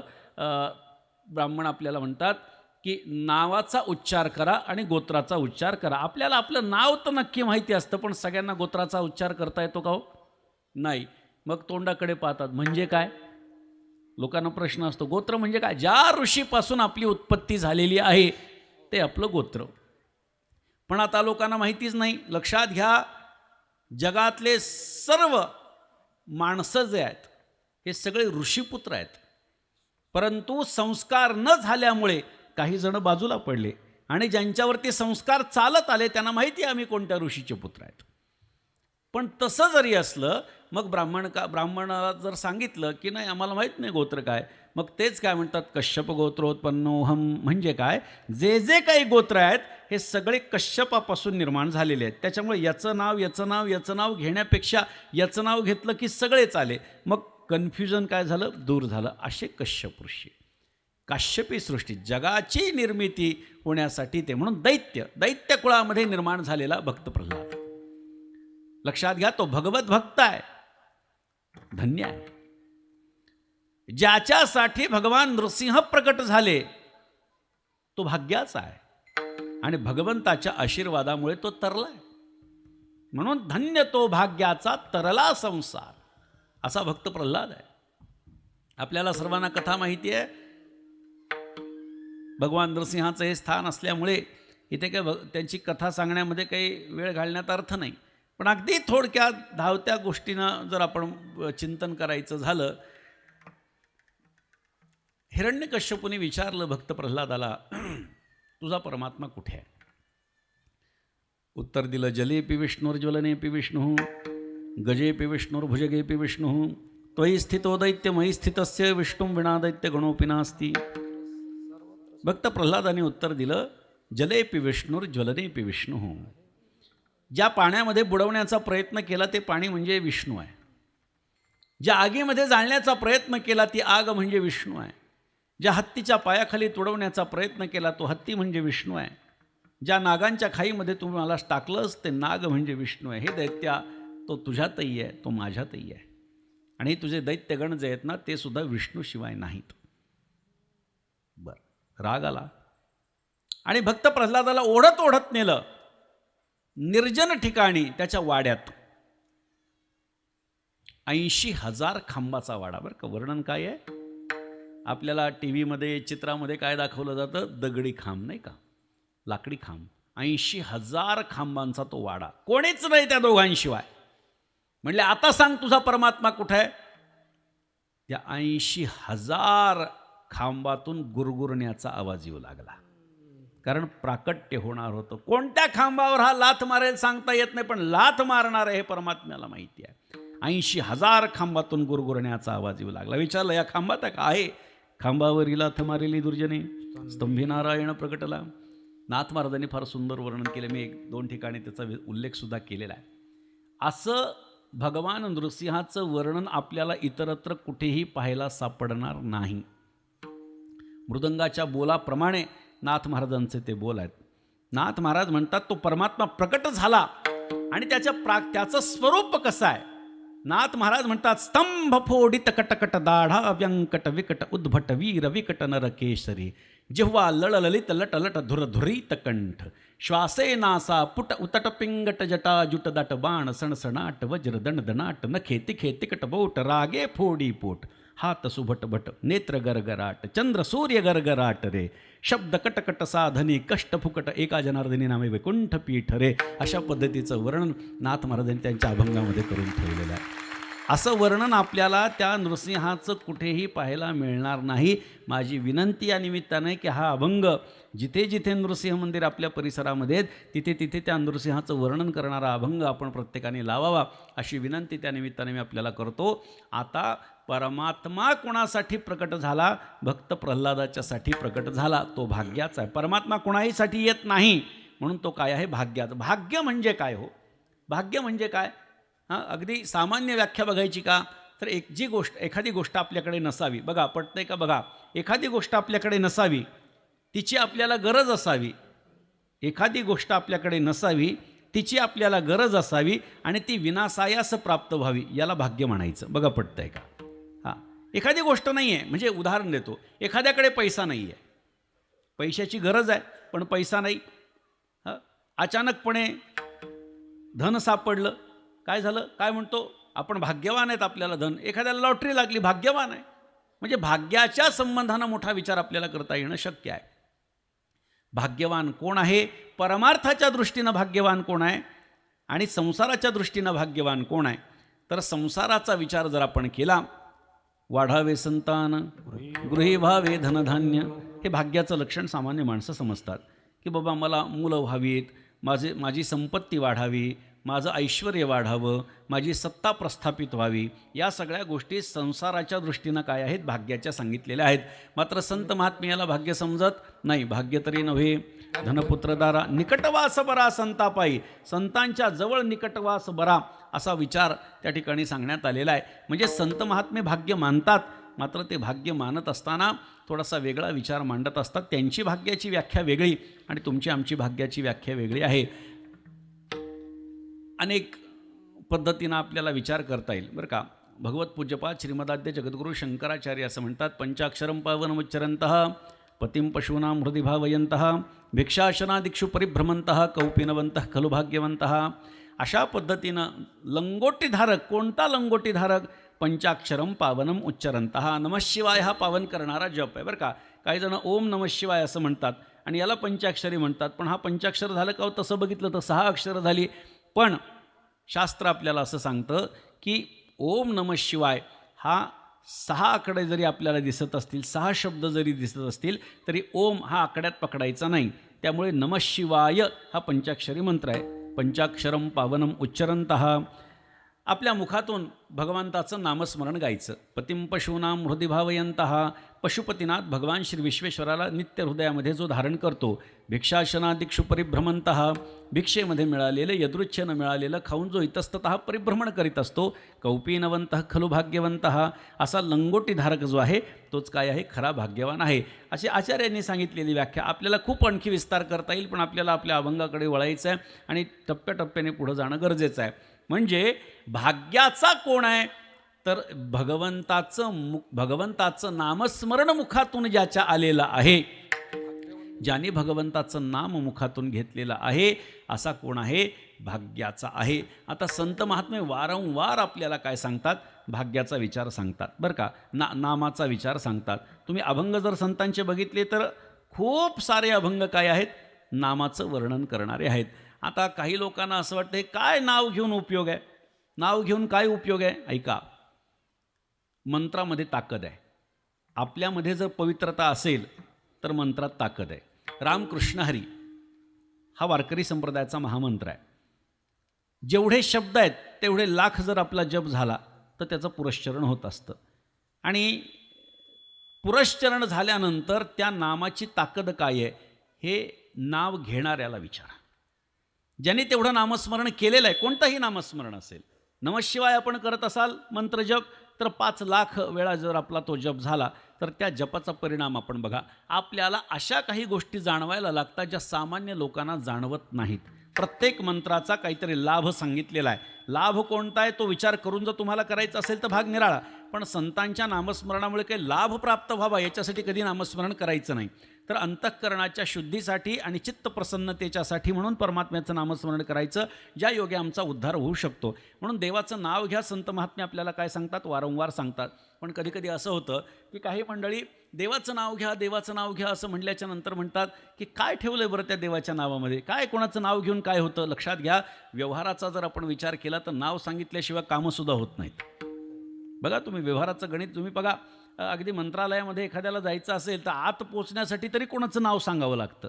म्हणजे बादरायणी संबंध जोडावा लागतो, पण कोणाचं तरी नाव सांगावं लागतं. एवढी नामामध्ये ताकद आहे.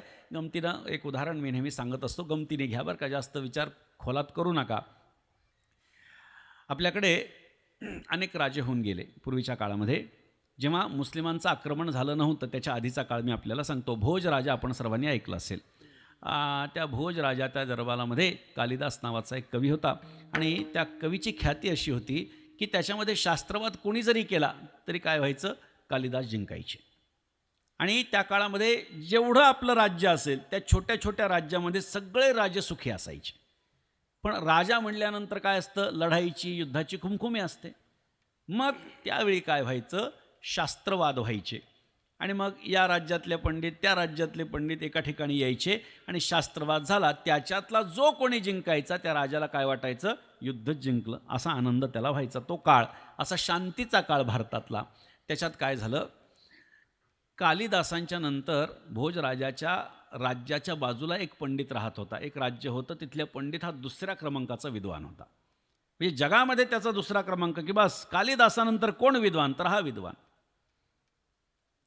कालिदास तीर्थयात्रेला गेल्याचं त्याला कळालं आणि त्या पंडितांनी विचार केला, आजपर्यंत कालिदास असल्यामुळे आपल्याला क्रमांक 1ला येता आलं नाही.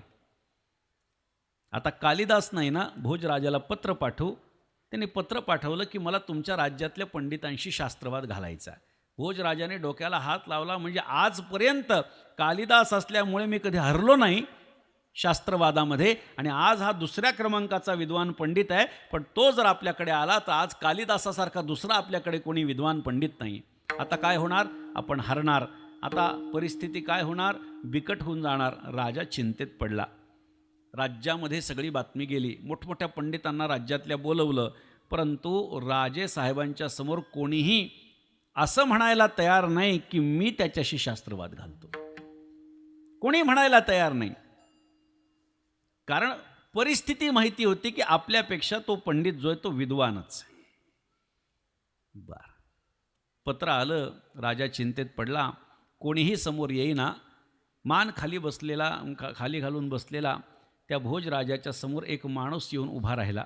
2-4 ठिकाणी धोत्राला गाठी बांधलेल्या, काळं कुट्ट त्याचं जानवं, एका डोळ्याने आंधळा, कुरूप असा एक माणूस येऊन उभा राहिला. आणि त्या भोजराजाला सांगितलं, म्हणजे राजेसाहेब मी शास्त्रवाद घालायला तयार आहे म्हणले, पाठवून द्या म्हणले माझं नाव. राजाला वाटलं कोण आहे म्हणून, कोण एवढा उत्सुकतेने बोलतोय. वर बघितलं तर हा असा माणूस. त्याला असं वाटलं कोण हा भिकारी आला. त्याने सांगितलं ऐक चल बाहेर. ते म्हणले थांबा महाराज, मी शास्त्रवाद घालायला तयार असं मीच बोललोय म्हणले. म्हणले तू आणि त्या पंडिताशी शास्त्रवाद, तुझ्याकडे बघितल्यानंतरच असं वाटत नाही तुला काही ज्ञान असेल, आणि तू त्या पंडिताशी शास्त्रवाद घालणारस. महाराज तुम्ही लिहा पत्र, मी सांगतो ते ऐका. कालिदासांचे गुरु तुमच्याशी वाद घालणार आहेत असं लिहा म्हणले पत्रात फक्त, बस काम झालं आपलं. भोजराजा म्हणलं कालिदासांचे गुरु कसे?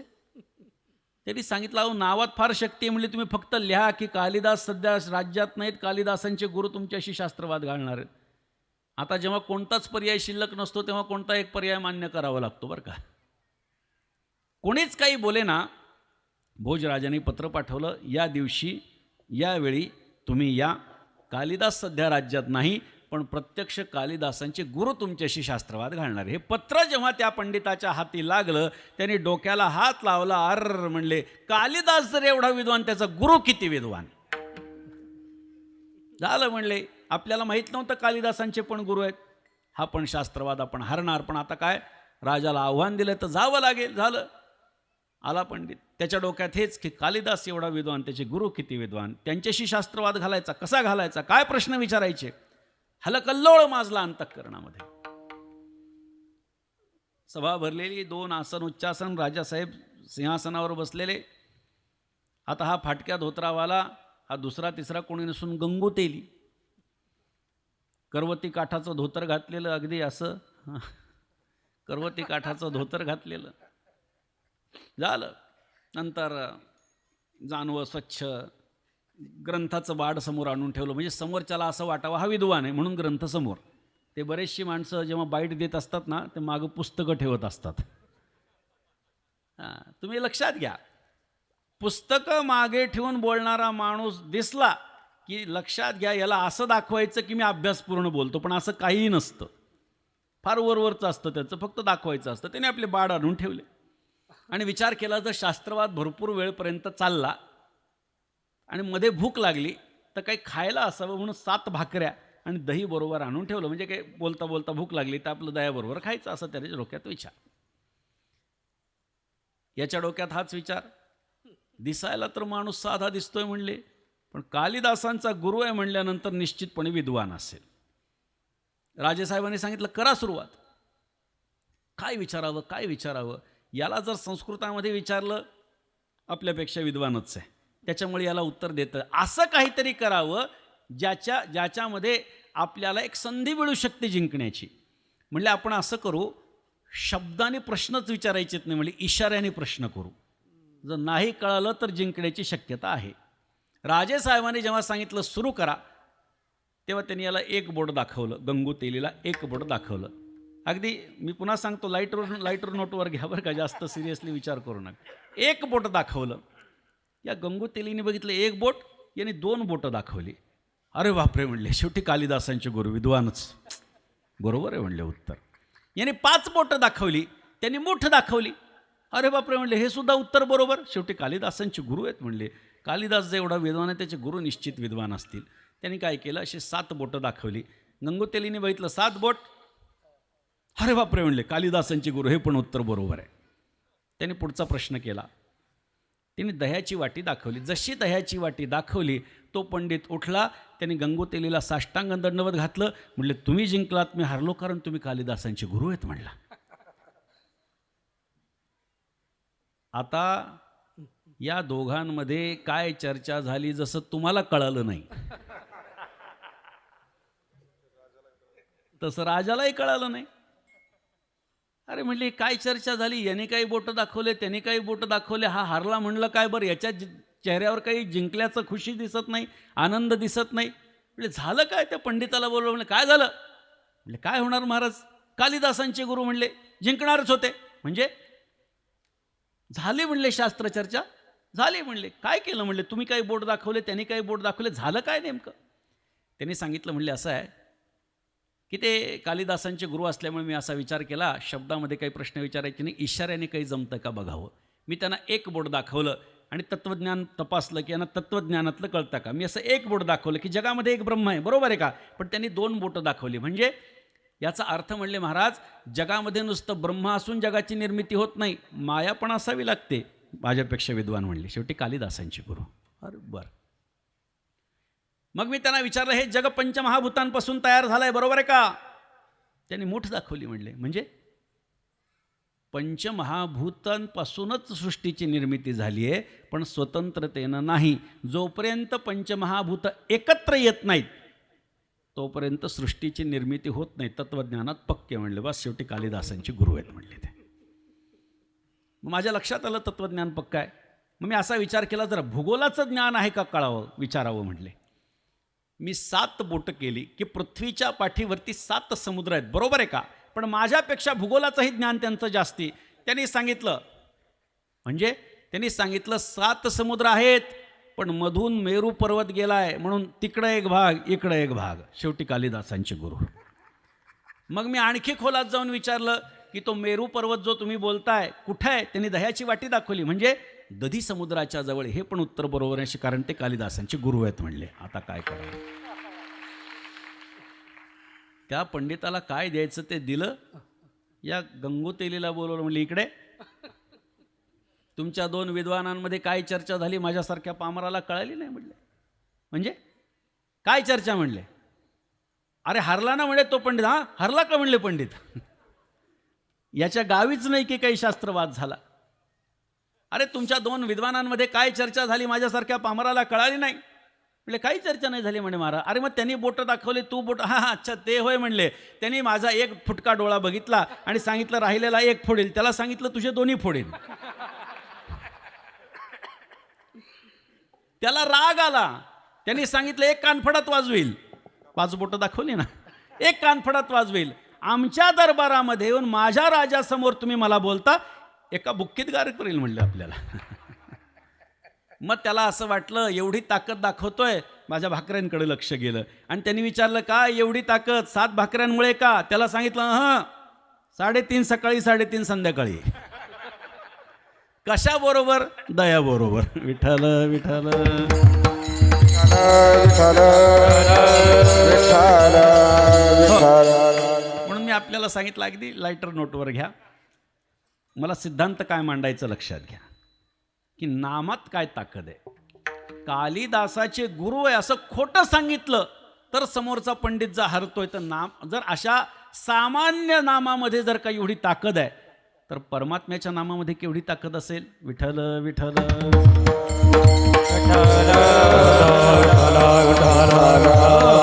धन्य तो भाग्याचा तरला संसार. लक्षात घ्या, बुडण्याची शक्यता आहे म्हणून तरण्याला महत्व आहे. मी काय म्हणतो लक्षात घ्या. अंधार आहे म्हणून प्रकाशाला महत्व आहे, अज्ञान आहे म्हणून ज्ञानाला महत्व आहे. तसं बुडण्याची शक्यता आहे म्हणून तरण्याला महत्व आहे. धन्य तो भाग्याचा तरला संसार, परमार्थाचे घर नाममुखी. त्याचं मुखच परमार्थाच्या राहण्याचं स्थान बनलेलं आहे. मुखानं काय करायचं आहे? भगवंताच्या नामाशिवाय दुसरं काहीही नाही. नाहीतर काय? मुका झालो वाचा गेली. होतो पंडित महाज्ञानी, दशग्रंथ षडशास्त्र पुराणी, 4 वेद मुखोद्गतवाणी, गर्वामध्ये झाली सर्वहानी. जिव्हा लाचावली भोजना, दुग्धघृत शर्करा पक्वांना, निंदिले उपांना, तेणे पातलो मुखबंधना. साधू संतांची निंदा केली, हरिभक्तांची स्तुती नाही केली, तेणे वाचा पंगू झाली, एका जनार्दनी कृपाला धली. मुखाचा व्यापार काय आहे? नामाचा उच्चार. भगवंतानं जे मुख दिलेलं आहे ते भगवंताचं नामस्मरण घ्यावं यासाठीच केलं आहे. हरी बोला हरी बोला, नाहीतरी या बोला, व्यर्थ गलबला करू नका.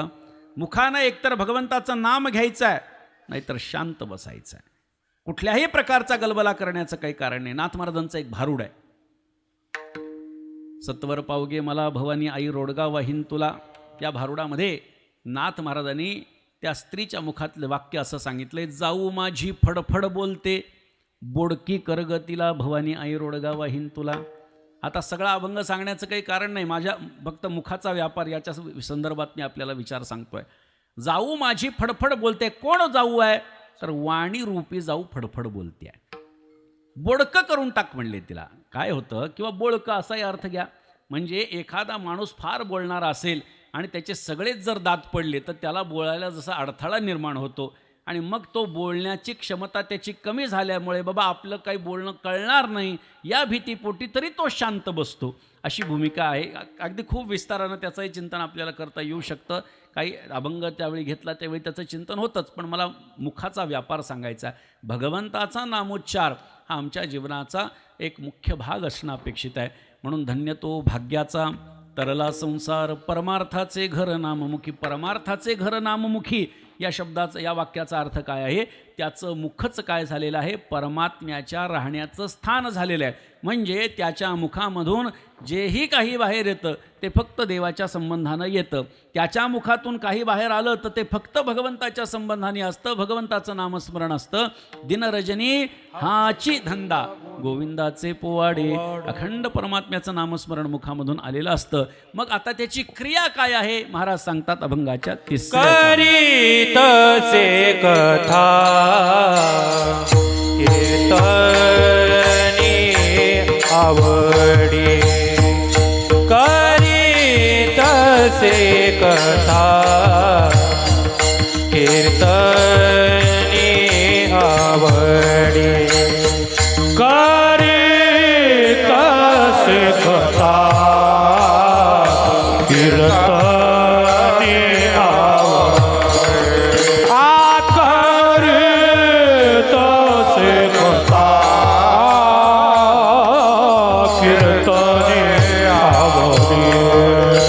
ब्रह्मज्ञान जोडी तयाला भे ब्रह्मज्ञान जोडी तयाला भे ब्रह्मज्ञान जोडी तयाला भे ब्रह्मज्ञान जोडी तयाला भे ब्रह्मज्ञान जोडी तयाला भे ब्रह्मज्ञान जोडी तयाला भे ब्रह्मज्ञान जोडी तयाला भे ब्रह्मज्ञान जोडी तयाला भे धन्य ते भाग्याचा तरला संसारी धन्य तो भाग्याचा तरला संसारी धन्य तो भाग्याचा तरला संसार धन्य तो भाग्याचा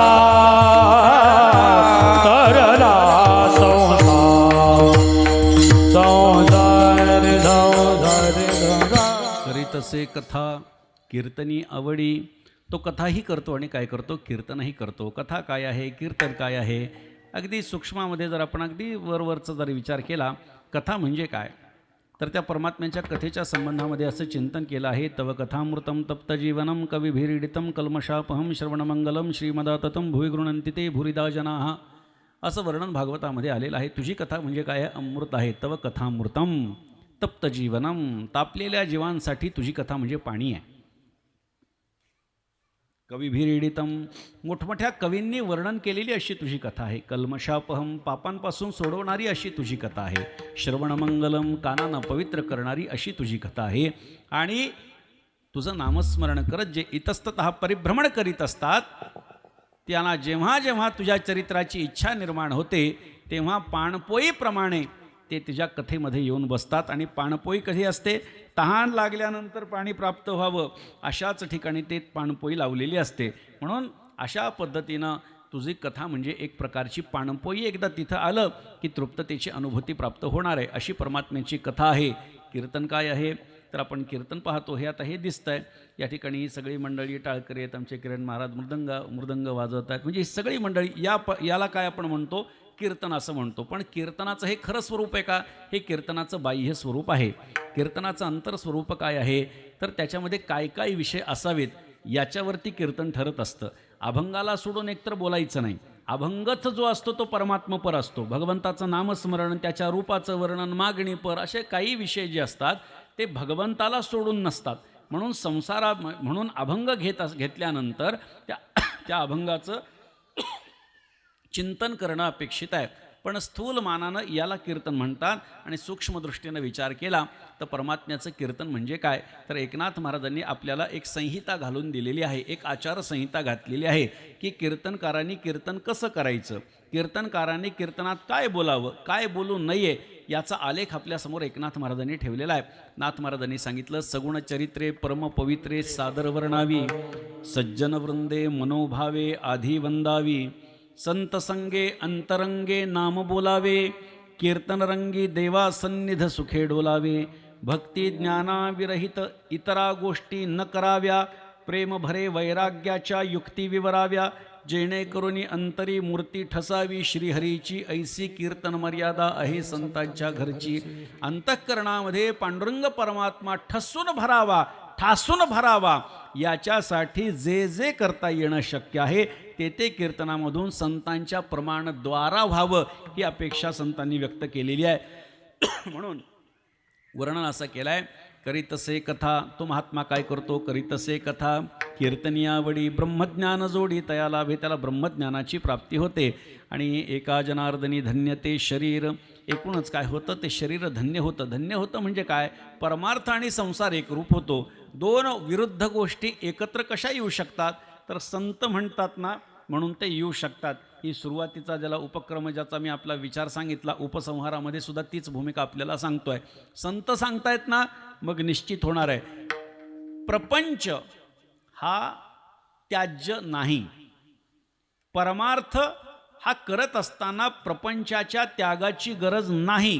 प्रपंच खणुनी सांडावा, मग परमार्थू मांडावा, हा संदेही न लगे करावा, प्रपंचूची आघवा परमार्थू होय. किंवा गृहाश्रमो न संडिता, कर्मरेखा नोलांडिता, निजव्यापारी वर्तता, बोधो सर्वथा नमैळे. काय सांगितलंय नाथ महाराजांनी? की गृहस्थाश्रमाचा त्याग करायची गरज नाही परमार्थ करायचा म्हणल्यानंतर. प्रपंच खणून सांडावा अजिबात गरज नाही. परमार्थ करायचा आहे म्हणून प्रपंच बाजूला ठेवायचा अजिबात गरज नाही. तर प्रपंच करत असताना अंतःकरणाची वृत्ती जर का परमात्म्याच्या चरणावरती स्थिर असेल तर प्रपंचातली प्रत्येक क्रिया परमार्थ होत असतो. ही भूमिका संत महात्म्याने मांडून ठेवलेली आहे. आणि म्हणून एका जनार्दनी धन्य ते शरीर, परमार्थ संसार एकरूप. परमार्थ हा देवाशी संबंधित आहे आणि संसार हा विषयांशी संबंधित आहे.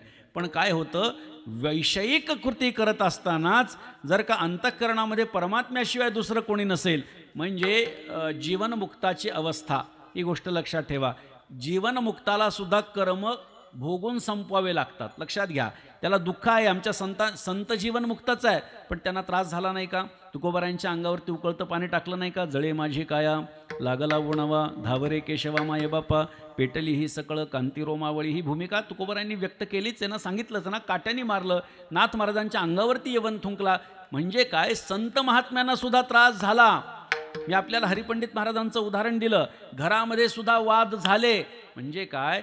संतांना सुद्धा संसार चुकत नाही. संतांनाच काय, देवाला सुद्धा काय संसार चुकत नाही. त्याला सुद्धा तो भोगूनच संपवावा लागतो. प्रत्यक्ष भगवान श्रीकृष्णावर चोरीचा आळ, लोण्याच्या चोरीचा नाही, स्यमंतक मण्याच्या चोरीचा आळ आला की नाही मला सांगा. तो काळीमाय भगवंताच्या एकंदरीत चरित्रावरती. म्हणजे देव जरी असला तरी त्याला प्रारब्ध भोगूनच संपवावं लागत असतं.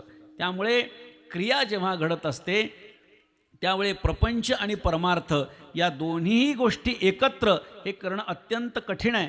पण तरीसुद्धा संत महात्म्यांच्या जीवनामध्ये ह्या भूमिका आपल्याला पाहायला सापडतात. कारण मुखामध्ये भगवंताचं नामस्मरण आहे. म्हणून आमचाही परमार्थ आणि संसार जर एकरूप व्हावा असं वाटत असेल तर आपण वाचे गाये राम सर्व भावे. जर आपण धन्य भाग्याचे आणि संसार तरुण जाणारे स्वतःला ठरवून घ्यायचं असेल, वाचे गाये राम सर्व भावे, म्हणजे कथा आणि कीर्तनही आमच्याकडून नित्यानं करून घ्यायचं असेल, वाचे गाये राम सर्व भावे. म्हणून अशा पद्धतीनं भगवंताचं नामस्मरण आमच्या मुखातून यावं. सातत्यानं परमात्म्याचं नामस्मरण आमच्या मुखातून आलं. परमात्म्याची कृपा आपल्यावर झाल्याशिवाय राहत नाही. नाम कोणत्या भावनेनं आपण घेतो याला महत्त्व नाही, नाम घेतो याला महत्त्व आहे. पण त्यातही जर ते अंतःकरणपूर्वक घेतलं निश्चितपणे फलपर्यवसायी ते ठरणार आहे. त्यामुळे आपणही भगवंताचे अशाच पद्धतीनं नामस्मरण करू. विठोबा रघुमाई विठोबा रघुमाई विठोबा रघुमाई विठोबा रघुमाई